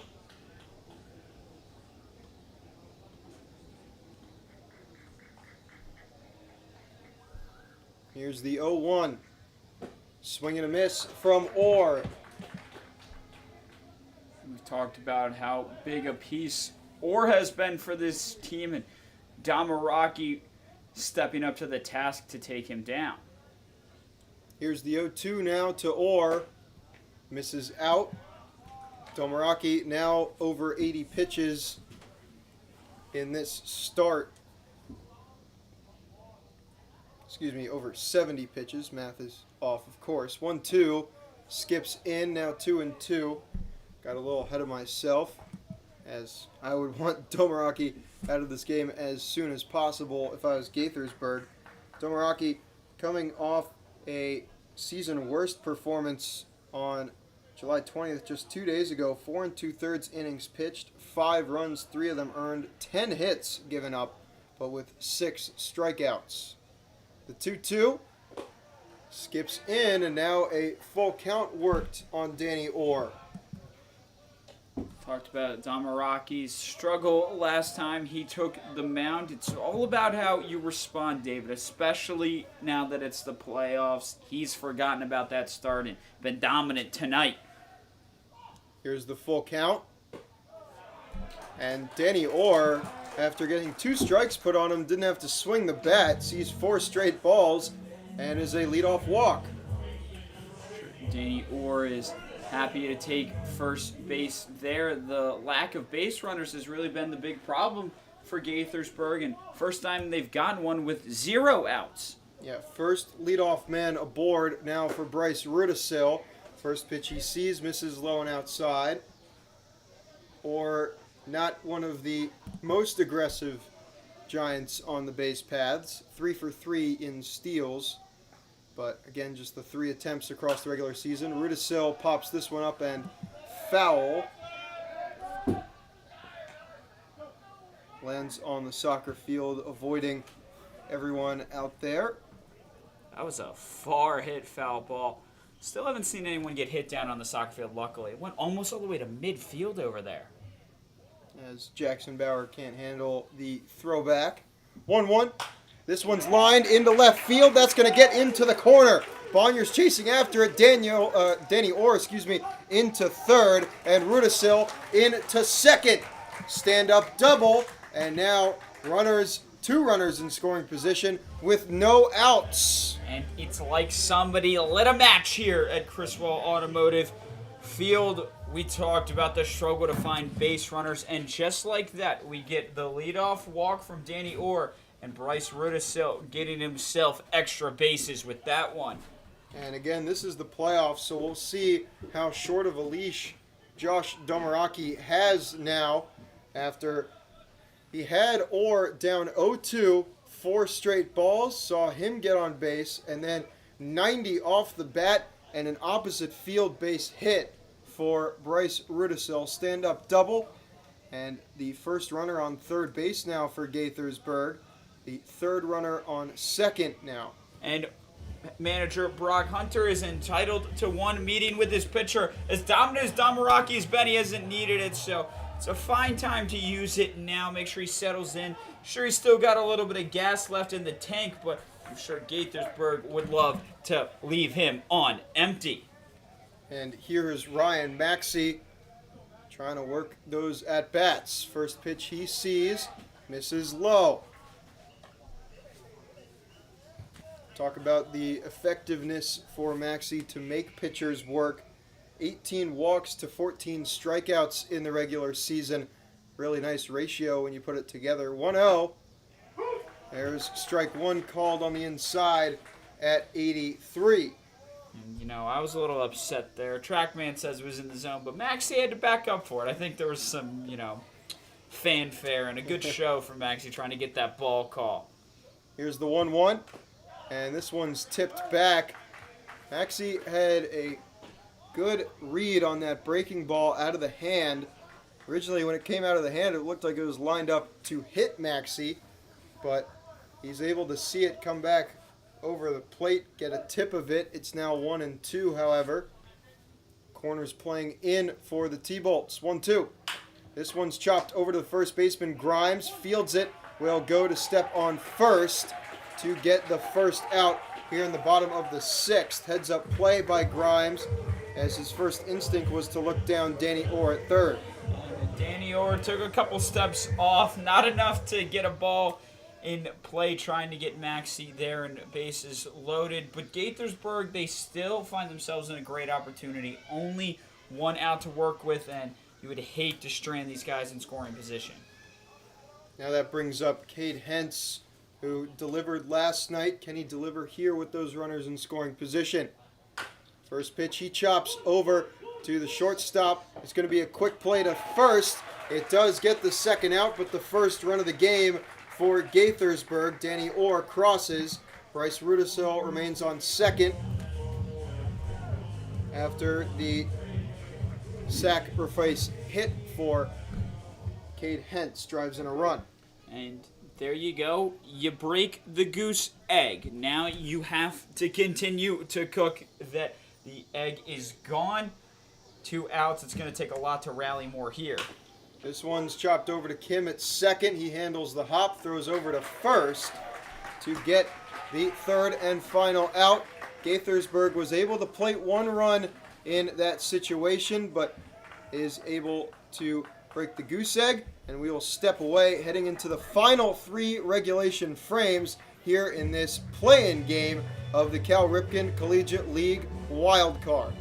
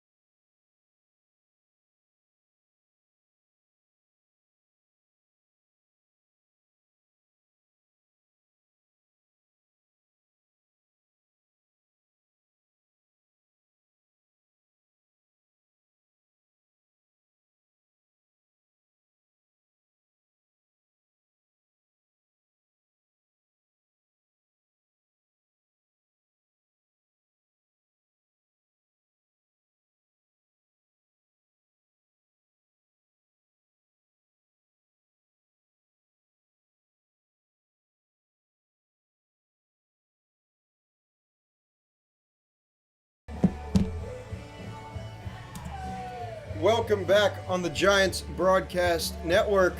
Shane Murphy back out on the mound, and we enter the top of the 7th inning here from Criswell Automotive Field. Gaithersburg able to nab 1 run in the bottom of the 6th, but is going to have to chip away a lot more. First pitch goes over the head of Vance Bonnier, who ducks out of the way. Bonnier, who reached base via a fielder's choice back in the 1st inning. Watches ball 2 there. Bonnier then has 2 flyouts to right field. And now watches ball 3. Murphy keeping that same theme consistent now. Lot of 3-0 counts. Finds the zone there, however. His first inning of work, which was last inning. 2 strikeouts, but 2 walks. This one's hit into straightaway center. That falls in front of Henley. And it's a leadoff single for Vance Bonnier. And that's the first time we've seen one of the Murphy 3-0s actually lead to a hit. It was got that pitch in the zone to the 3-1, and Bonnier decides to swing away. It puts it right into the no man's land over Marino in front of Houghton Henley, and it's a good base knock to try to extend this lead for the T-Bolts. Brings up Caleb Sturdivant. Yeah, again, Gaithersburg only able to grab 1, so a really nice pad still for the T-Bolts, up 5 with 3 innings left to go for Gaithersburg on offense, as that one misses out, and it's 2-0 again.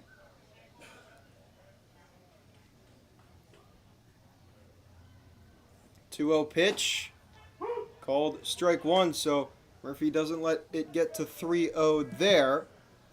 Again, Murphy faced 5 batters in the top of the 6th and only got the first pitch strike on 1 of them. The 2-1 misses up, and now it's 3-1.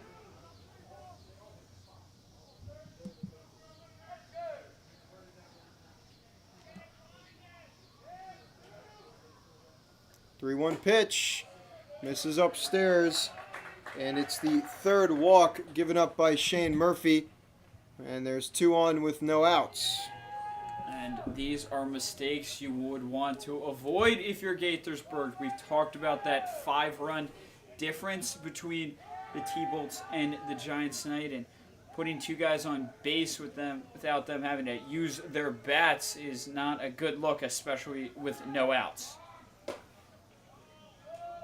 And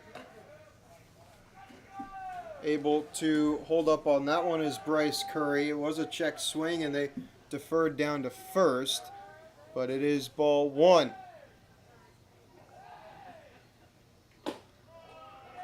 That pitch misses low now, 2-0 to Bryce Curry. 3 straight batters now to start this inning, at least 2-0 counts. And there is strike 1 called.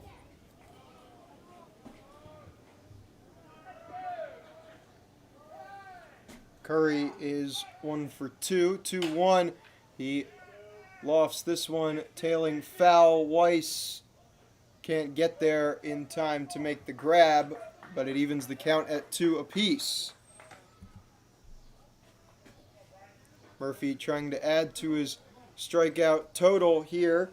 Got 2 last inning. Could get his 3rd. Right now, 2-2. This one's hit hard into right field. Weiss is going to see that one drop next to him. Misplays it. Circling to score is Bonnier and Sturdivant. And it's 8-1. T-Bolt's largest lead of the game. And that is really difficult to see if you're a Giants fan. That ball put directly in between 2 of the fastest guys in the field in Ruiz Weiss and Houghton Henley. And you know, you're so close to a strikeout. You're so close to retiring a guy back, but 1 pitch away, 1 swing in, and that's going to be the end of Murphy's night after those 2 runs cross home plate. And with Murphy exiting, we will see Evan Saratani step onto the mound for Gaithersburg. He will warm up while we step away here on the Giants Broadcast Network.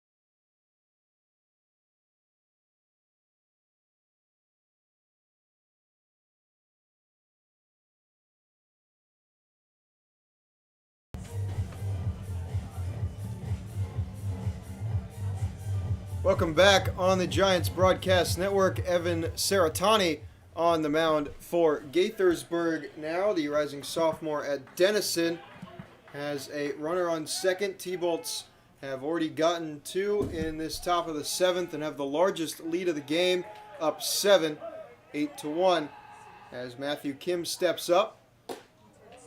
And he sees ball one from Saratani.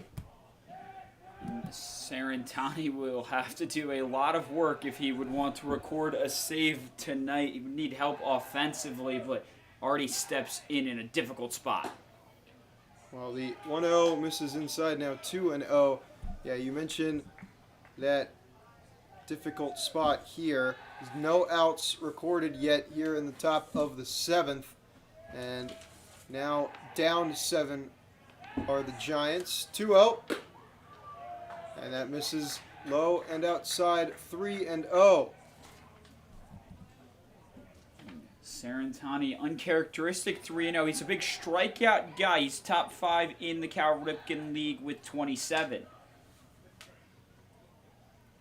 3-0 pitch. Finds the zone on Kim. Kim 0 for 3. Only T-Bolt not to reach base this game. T-Bolts with 9 hits now and plenty of walks on top of that. 3-1. And there is strike 2. Kim able to hold on to his bat long enough to not have to go pick it up in the most humbling fashion possible. That's back-to-back. He's kind of stepped away thinking he had ball 4, but not quite giving it all the way up, so I at least appreciate that. Well, here's the full count, and now he can toss his bat aside and he can reach base for the first time tonight via a walk. And you know it's been a long night. If everybody you're facing has reached base, an impressive stat from the T-Bolts. Everybody's eating, and that shows with the 8-1 score. 2 base runners, no outs in the top of the 7th. Yeah, that's now 8 walks given up by the Giants pitching staff on top of the 9 hits, on top of 2 fielding errors from Gaithersburg. And there's a swing and miss on the first pitch by Aiden Driscoll. Driscoll took over the DH spot for Josh Erd, but then Driscoll struck out swinging his first time and only time up this game. The 0-1. And this is fouled back into the fence, and Driscoll is down 0-2. I guess we should mention Driscoll, one of the T-Bolts not to have reached base, but he wasn't in the starting lineup. Yeah. So it's, there's an asterisk Yeah, there. the starting 9 have now all reached base, whether it be via error, walk, single, or fielder's choice even. So now 0-2. Driscoll flies this one into center. Henley has that one nicely for out number 1 here in the top of the 7th. And Nate Houghton Henley out in center field. I'm sure he's happy that one flew all the way to him. We've seen a couple drop in front of him. We saw a little bit of a mix-up between him and Brady Ruiz-Weiss, and we've seen Houghton Henley have to go all the way back to the warning track. So hasn't been anything but routine for the center fielder. And that'll bring up Tyson Gill now. First pitch, strike to Gill. Gill, 2 singles, 2 runs, and a walk on top of that, 2 for 3. He's down 0-1, however, now. And that one called ball 1, little low. It's now 1-1. Curry on second, has been there for quite a while after a 2 RBI double. And then Matthew Kim on first after his walk. 1-1. This one's hit hard into center field. That's going to drop. Circling is Curry. The relay throw is going to be sent home. It's offline. The tag, though, in time. They get Bryce Curry out at home. A relay from Henley to Hentz to White. And there's 2 away. The HHH relay, Houghton Henley, Hentz to White. Man, that was impressive, especially from the shortstop and Dolphin Cade Hentz. What a bullet and a tag from Zach White. We've talked about his acrobatics all night on display. And Curry was parked out on second base for a while. Doesn't, get away freely. And the relay throw was offline originally, but White did an amazing job at not only getting it in his glove secure, but then swiping the tag all the way across his body in time.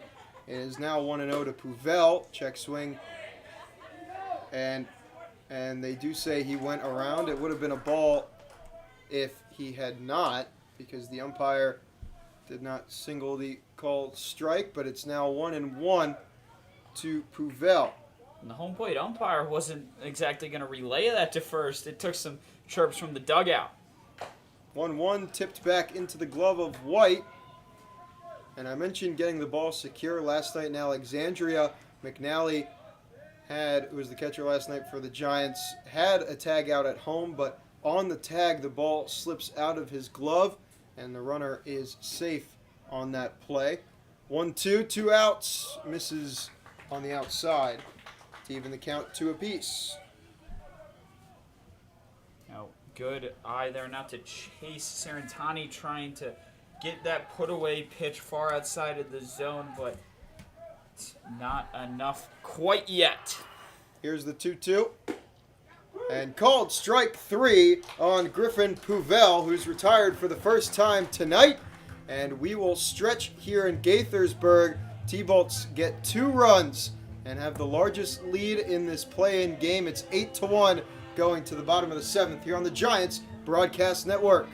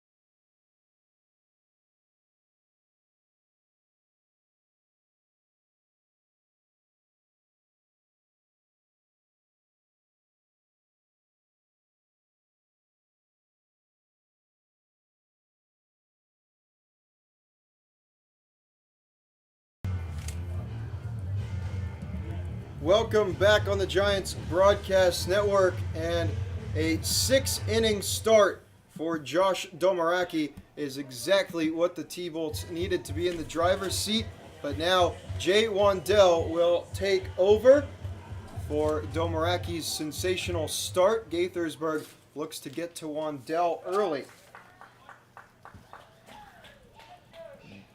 Wandell's coming in. He's in primed position. He's got a lot of room to work with. He knows that he is a couple good pitches away from helping his team advance in these playoffs. He'll face Zach White to start off this bottom of the 7th. White will chop the first pitch he sees foul. So Domaraki's final line, 6 innings pitched, 5 hits given up, 1 run, and 1 walk, 2 strikeouts. And it was dominant from Domaraki. Got my ones mixed up with the 1 walk, but Zach White now sees a 1-1 count. Wandell played just 2 games in the regular season, and that one left up. It's now 2-1. And the first outing for Wandell, he pitched 3 innings scoreless, just giving up 2 base runners via walks against the Crop Dusters. And this is a deep fly ball. Backtracking is Puvel, but he gets under it before the warning track, and he makes the grab for out number 1. And that is, like you mentioned, a deep ball from Zach White, and it's not enough right now. A lot of Gaithersburg's hits have been right to outfielders or well-made plays by infielders. There just hasn't been a lot of consistent base running. You talked about leaving a lot of bases loaded yesterday. They've still yet to even find themselves in that potential position. That brings up Aiden Marino, who watches strike 1. Gaithersburg is 1 for 1 scoring runners who have reached third base, but the issue is they only have that one. Still time, however. But it's 0-1 to Aiden Marino. Jay Wandell, that second appearance, however, also against the Crop Dusters. 2 1/3 innings pitched, 5 runs, 3 of them earned on 4 hits. This one's chopped foul by Marino. So, through his first outing, Wandell had a 0 ERA and a .67 WHIP. But his WHIP now at 1.13 and an ERA above 5. 0-2. This is outside. 1-2 now the count.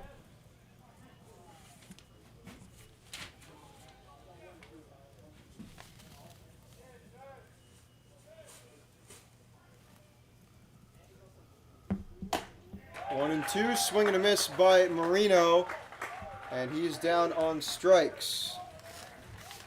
First punch out of Wandell's outing here, and I'm sure he's happy with that so far. The Zach White fly out, the Aiden Marino punch out, and the theme of tonight, it's been good hitters getting to the box, just too late because there's 2 outs on the board and not a lot of room to work with. It'll take a significant rally.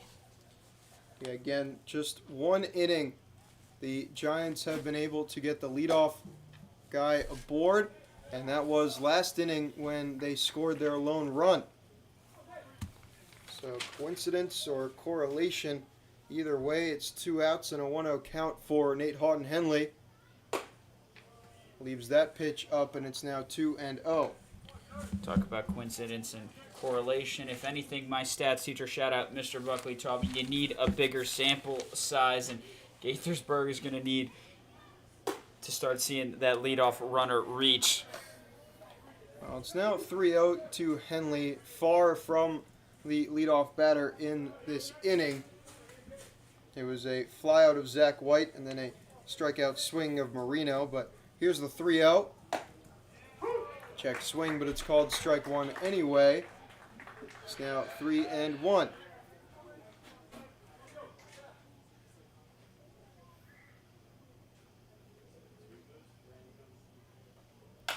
This one's popped up, Grimes can't find it in the lights. Kim calls for it, however, and he makes the grab.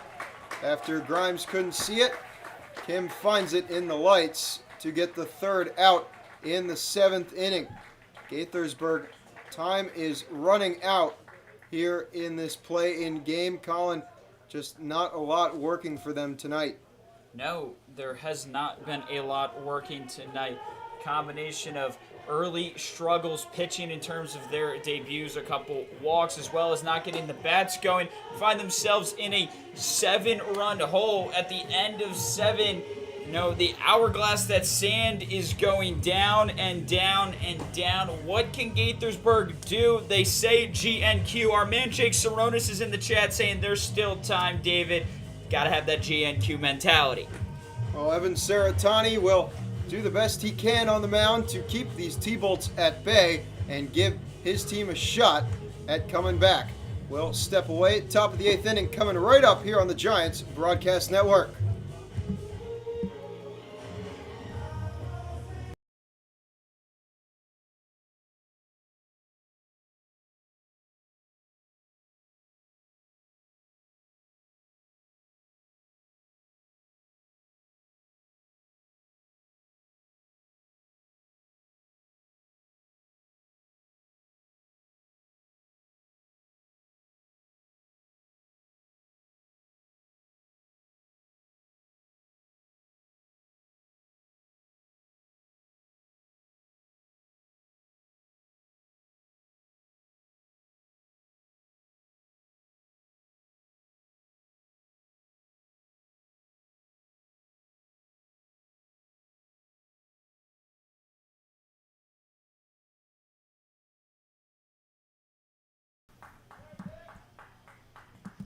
Welcome back on the Giants Broadcast Network. I'm David Lewis. Alongside me, Collin Smith. Top of the 8th, Evan Saratani still on the mound for Gaithersburg. He throws strike 1 here on Jack McCarthy. McCarthy is 1 for 2, has a couple sacrifices as well, 1 for an RBI, but has an RBI double, but popped out to the pitcher his last time up. He grounds this one over to Hentz, backhands, throws across, and in time, route number 1. There's the Cade Hentz arm that we're used to. Very cool, calm, and collected over to first. Cade Hentz has been busy tonight. He's had to make a lot of those throws over to first. And an early out, if you're Evan Sarantani out on the mound, that's what you like to see. Just that chip away mentality the Giants had all year. Right now it's chipping away at those outs. The back half of the inning, it's going to be chipping away at those runs.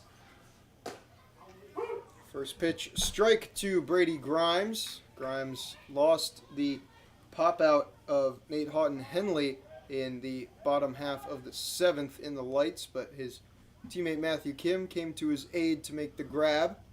0-1, and that one misses high, 1-1.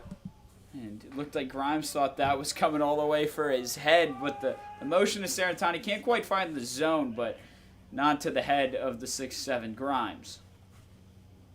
Now 1-1. There's called strike 2 on Grimes.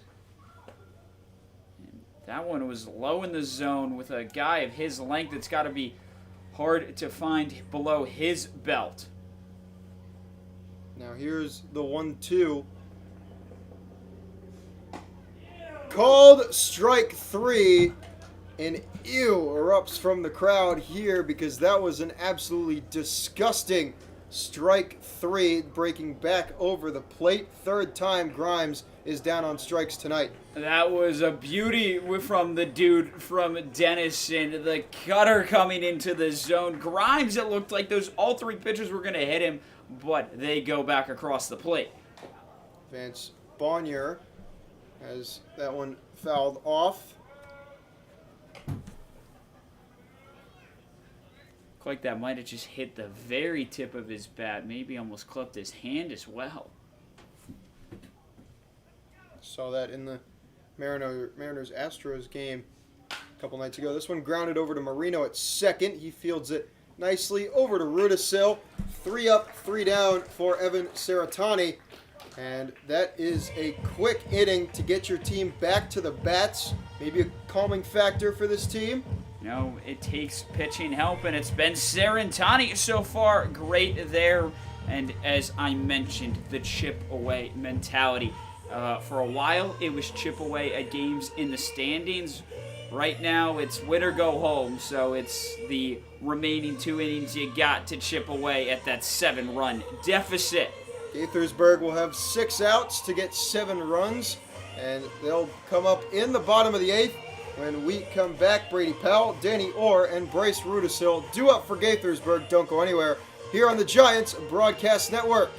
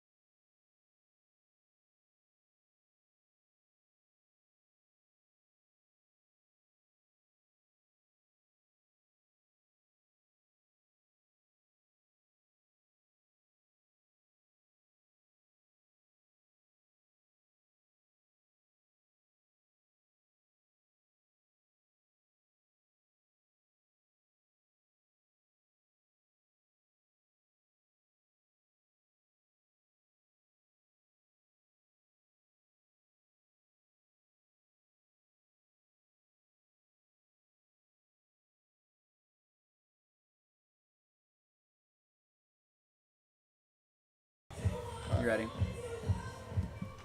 Welcome back on the Giants Broadcast Network. Getting into do or die territory for the Giants. Giants never quit. Put right on the back of every single one of their jerseys, and they need to put that on display here. Down 7 in the bottom of the 8th. Win or go home. Gaithersburg needs to find a way to extend their season. Brady Powell first up, tips the first pitch foul. And Brady Powell, we've nicknamed him the Iron Man. He's a guy who's played in almost every single game, plays multiple positions, drives over an hour and a half to get to everyone as well. The 0-1's called strike 2. Now on Powell, the Iron Man down here. Powell 0 for 3 in this game. Ground out, line out, pop out, 0-2 here. Starts to go around, but hangs up in time and extends his at bat. Now 1-2 to the junior from Radford. 1-2. This is high.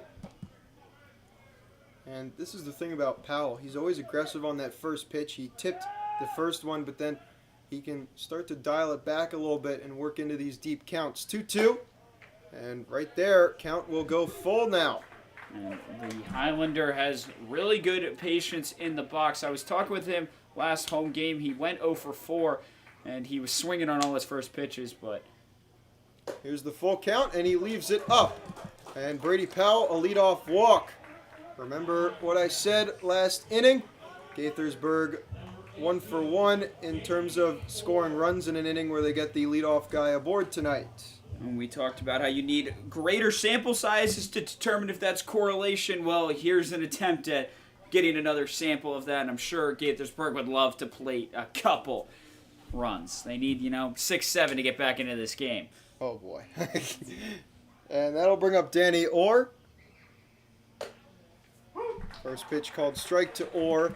It was 86 right at the belt, pretty much on the UMBC retriever.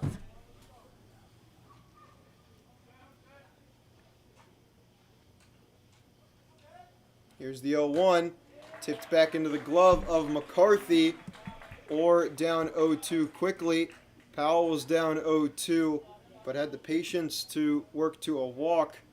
Does Orr have that same kind of patience, or does he have a pitch to hit here? 0-2. Leaves it up. So 1-2 now the count. And Wandell already walked a guy in an 0-2. I'm sure he's going to want to try to find the zone on a put away with Orr, but he's a very dangerous hitter if he can get behind the ball. 1-2. Called strike 3. And Danny Orr does not like that call one bit. And I'm sure Danny Orr is not happy about that one. Neither is the track man. Not going to say exactly where that tagged, but that was high and inside. That was almost at like his belly button. I don't know how you expect him to get his bat around on that one. Now, Gaithersburg really down to their final 5. Powell goes, throw down the tag. Safe at second is Brady Powell. And there's that Brady Powell aggression we talked about. He leads the team in stolen bags with Marino and Houghton Henley chasing him. He only extends his bag title there, but he saw Danny Orr go down, knew he needed aggression as the Giants attempt to rally. It's 1-0 to Bryce Rudisil here. And step off, no throw by Wandell. So that's one disengagement here in this at-bat. And Powell's steal is the first one for Gaithersburg tonight. Hard to believe for a team that's turned up the aggression on the base pads as of late. 1-0. This one right back up the middle. Played by Gill over to first to get Rudisil. Powell over to third with 2 outs. And yes, Powell is now 90 feet away from a home, but if you're Gaithersburg, this is a tough sight to see when you're trying to rally. Sacrifice advancements aren't really the cup of tea you're looking for. That brings up Ryan Maxey now.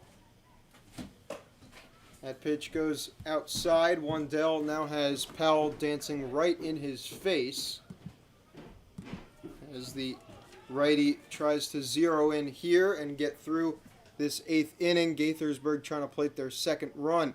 This one's hit hard, and that will get down into left center. Powell easily scores. Maxey a hard turnaround first, but he will stay there. RBI single for Ryan Maxey brings it back to a 6-run ball game. And we talked about when Gaithersburg gets the leadoff man on base, they score 100% of the time. They're 2 for 2.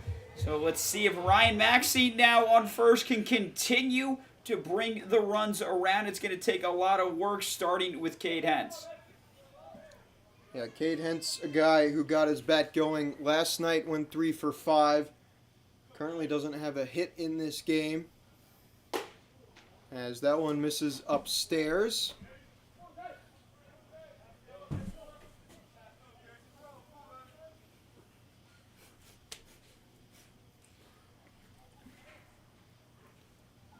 So now 1-0 to Cade Hentz. Pickoff attempt at first. Maxey gets back in there safely. Kind of a close throw over, but Maxey in there nonetheless. Would not be an ideal way to end this inning if Maxey were to get tagged out on first. Here's the 1-0 delivered from Wandell. Inside, 2-0. Again, it's just sometimes all it takes is one base runner to just disrupt a pitcher. Especially with his back turned to him. He doesn't have any vision, so it's all in his head. Here's the 2-0. This one's chopped over to Gill at short, and he will throw over to Grimes in time to get out of the 8th inning. Gaithersburg only able to plate 1 run. They have to keep it a 6-run game in order to really have a chance in the bottom of the 9th. So, I mean, Collin, it's just been a game that is resemblant of the first half Giants, not really what we've seen lately. No, getting 1 run per inning is not going to be enough when you're in what is now a 6-hole deficit. It's going to take more and more effort starting defensively, but the Giants, they don't want to look like the Giants of old. They want to look like the Giants of late in the 9th. And on the mound for Gaithersburg will be number 21, Alex Cromwell, and he warms up, and we'll come back with the top of the 9th in this win-or-go-home between the Silver Spring-Takoma Thunderbolts and the Gaithersburg Giants on the Giants Broadcast Network.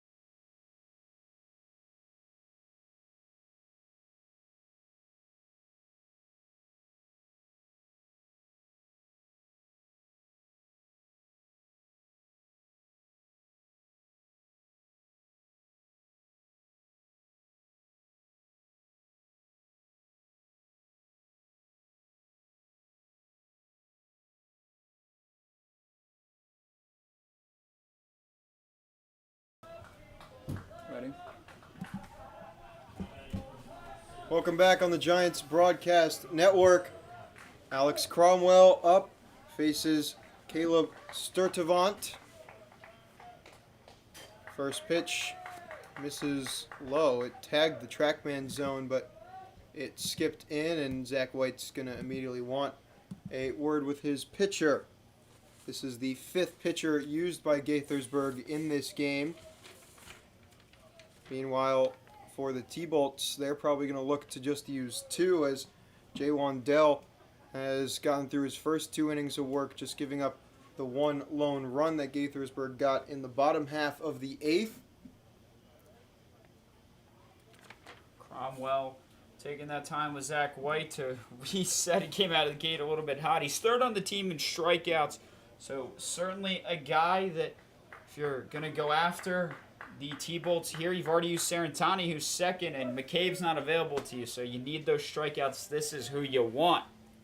Here's the 1-0, and that misses way high. So after the calming visit, doesn't have an effect on the very next pitch, but we'll see if Cromwell can find the zone here. 2-0. This one is grounded, and that stays fair into left field. Sturtevant around first. He will stroll into second. A leadoff double for Caleb Sturtevant.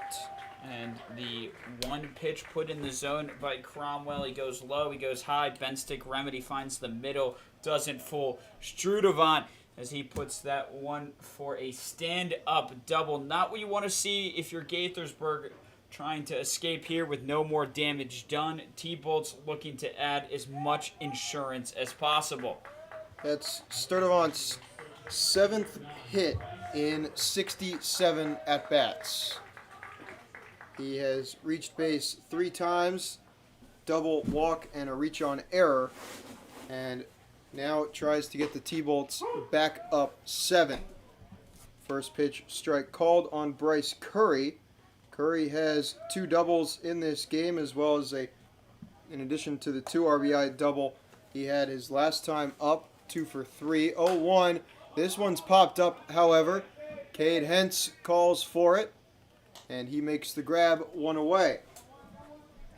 Well, there's one if you're Cromwell feeling a little more comfortable settling in. Yes, you still got a guy behind you in Sturtevant, but no, you're 2 away from giving your team the best chance possible to extend their season beyond tonight. And that'll bring up Matthew Kim. This one is lined over to Hentz, falls right in front of him. He throws over to get the ground out of Kim, but Sturtevant easily over to third. He's now 90 feet away, but there's 2 outs here in the top of the 9th. And no really chance for a choice by Hentz to go to third to try to get that out. Rather goes for the 1, and Cromwell's going to need to find his best stuff against Driscoll if he wants to escape this inning with a guy on third. Driscoll 0 for 2, strikeout and a flyout since he took over the DH spot, and the 1 spot in this roster. He stares at strike 1. The leadoff spot for the T-Bolts cumulatively in this game is 0 for 4 with a walk, stolen base, and run. All of that coming in the first inning for Josh Erd, that is. That one misses low. White able to keep it in his glove, however, and keeps the speedy Sturtevant at third. Now 1-1 to Driscoll here. Misses out.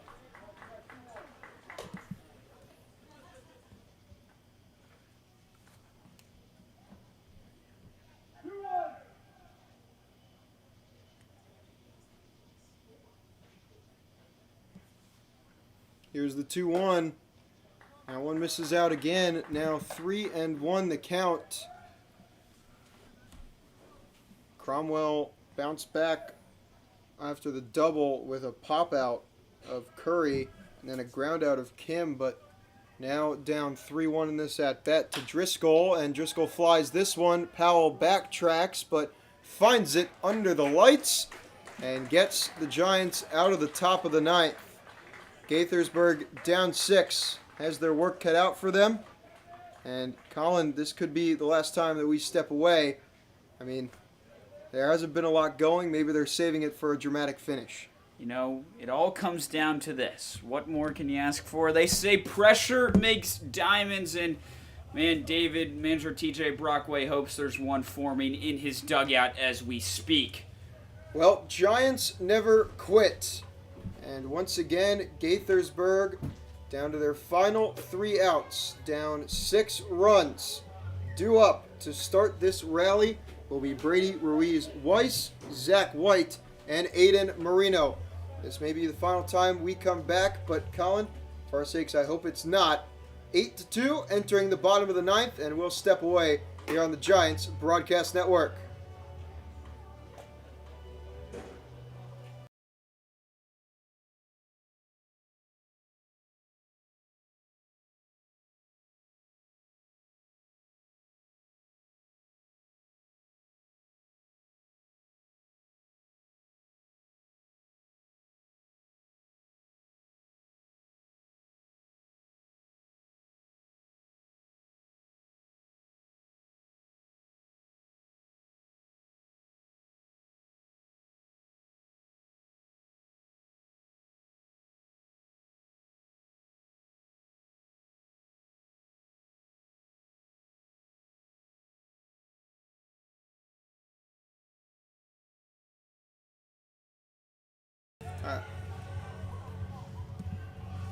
Welcome back on the Giants Broadcast Network. It's now do or die for Gaithersburg in this play-in game. Down 6, bottom 9, 3 outs left to work. Still up against Jay Wandell, but it's Brady Ruiz-Weiss stepping in first. Weiss 1 for 3, had a monster double. First pitch he sees from Wandell is in another zip code, and it's 1-0. And the T-Bolts, obviously, when you're in a playoff situation like this, win or go home, you want to try to preserve pitchers if you do have that lead. There's a check swing, and they say he did not go around, had to defer down to third base to make sure, but it's now 2-0. Straight baseball needs to get picked up.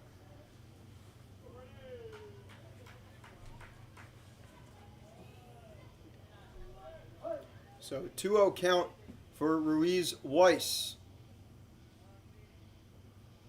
That one nearly hits Weiss. And that's now 3-0 count. There's some anger in the Giants dugout. They were, ready and willing. They're a little active here in this 9th inning. Here's the 3-0. Well, that's a good way to start. Giants need base runners, and they need a plenty. The speedy Weiss on base to start with a leadoff walk. And we talked about it. They score 100% of the time. They have a leadoff base runner. Hopefully this time it's more than just one run, and it would have to be. So we'll see if Zach White can continue to fight back, because the Giants never quit. Would have to be at least 6. There's a pickoff move, but throw over not in time. So the 2 7-inning regular season games have gone final. Senators take down the Aces 9-7. Those are the 2 and 4 seeds. But now steps in Zach White. First pitch is strike 1. And then the Big Train hosted the Crop Dusters. That one ended 13-1 in favor of the Big Train. Crop Dusters likely saving their pitchers for the winner of this game. 0-1 to White. He chops this one back up the middle, and it goes into shallow center. That took a very funky hop, and now there is 2 aboard. Well, Zach White, play that funky music. White Boys' his walk-up song gets a funky at-bat to get the base runners going. David, I've talked about it. That's all you need. And, the bases there's a little bit of traffic out there, First time we maybe had to pull out the GPS. And we'll see here. Once again, Gaithersburg just has 1 steal on the base paths, and that was just last inning. And now Aiden Marino steps up, trying to flip the card over. He sees ball one. It's going to be imperative that every Giants batter slows this game down and tries to extend it as long as possible. 1-0 to Marino. This one is a towering pop-up into left center, and it's caught by Vance Bonnier for the first out. Gaithersburg now down to their final 2 outs. Marino certainly giving his best effort there. He got a good crack at the bat. It's not enough to find the grass, or even better, beyond the fence. Unfortunately, because of where it was placed, no opportunities for tag-ups as well. So base runners remain at first and second. It was a really good pitch to hit. He just got under it. He did get a good chunk of it. But now, top of the order comes up for Henley, who sees ball one. So Gaithersburg would need at least to get to Bryce Rudisil to have a chance in this game. Here's the 1-0. Cuts back in onto the zone, and it's 1-1 to Henley.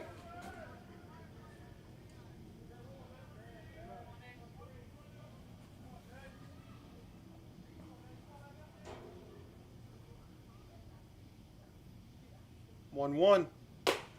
Left up high, 86 from Wandell. Now 2-1. This game has certainly felt like it's slowed down in terms of pace. Wandell taking his time on the mound. These Giants taking their time in the batter's box. Every second can matter in a game. It's win or go home. 2-1. Left out, 3-1. Now, depending on where this pitch is, it could load the bases for Brady Powell.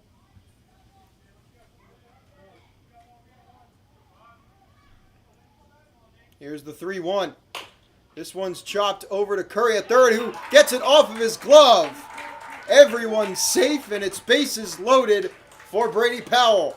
Man, there it is. I complimented Curry earlier this game in making a really good play off that infield grass. Can't find it in the glove this time. The bases go loaded there, and it was a bit of a jump, and just glad everybody got to bases safely. No time for Curry to turn around and make a couple plays. Yeah, now manager Brock Hunter is going to meet with his guys quickly to just try and pick him up. Wandell has allowed a walk, a single, and then got a ground ball, but a kind of swing move over the baseball by Bryce Curry at third allowed everyone to reach base safely. Now Brady Powell steps up. Powell 0 for 3 in this game. Walked, stole a base, and then came around to score last inning. While he's 0 for 3 in this game, he's certainly a guy that manager TJ Brockway has a lot of faith in. Has delivered time and time again for this organization. First pitch is called, strike one. A man who's usually aggressive on strike one. That, even if he did swing on that, I'm not really sure what type of piece he could have even gotten on that inside. So now 0-1, bases loaded, 1 out. That pitch, little more inside, but in relatively the same spot, and it's called a ball. You know, as I always like to say, David, as the ump calls it is how it goes. As the ump calls it, Gaithersburg trying to take the umpire out of this game, really. 1-1.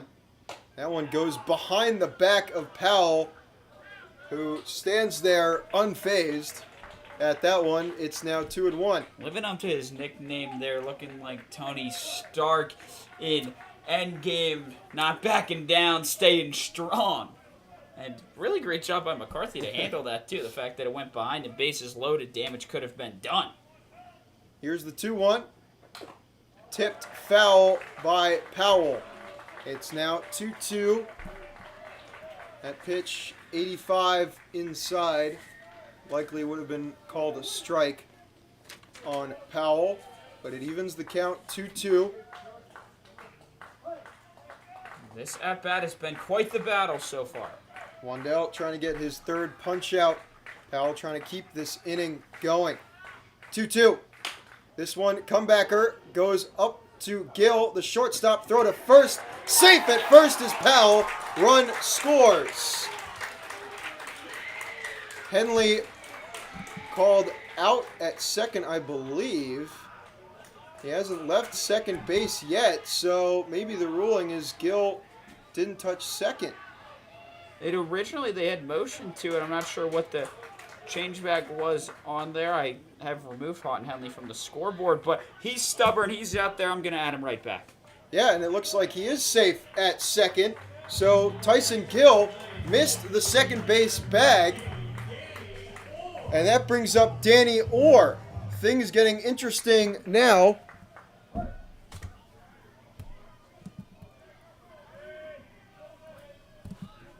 So 8-3 with one out. Orr cranks this one over to Curry, who will throw across the diamond for the second out. It's now 8-4. So the tying run remains in the on-deck circle as the bases are no longer loaded for Bryce Rudisill. Still room to work with here. The on-deck circle representing that tie. Fortunately, bases not being loaded and 2 outs really puts the pressure on Rudisill. Looking for his Rudy moment. 2 runners in scoring position. First pitch to Rudisill. Outside. It's now 1-0.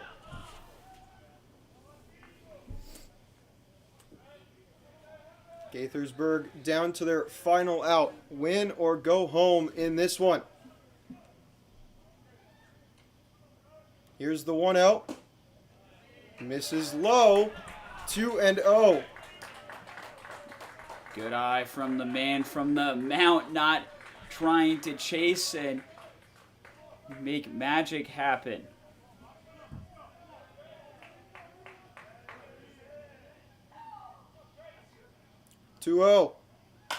This one is flown out to left. Bonnier chasing. Bonnier makes the grab and ends this game.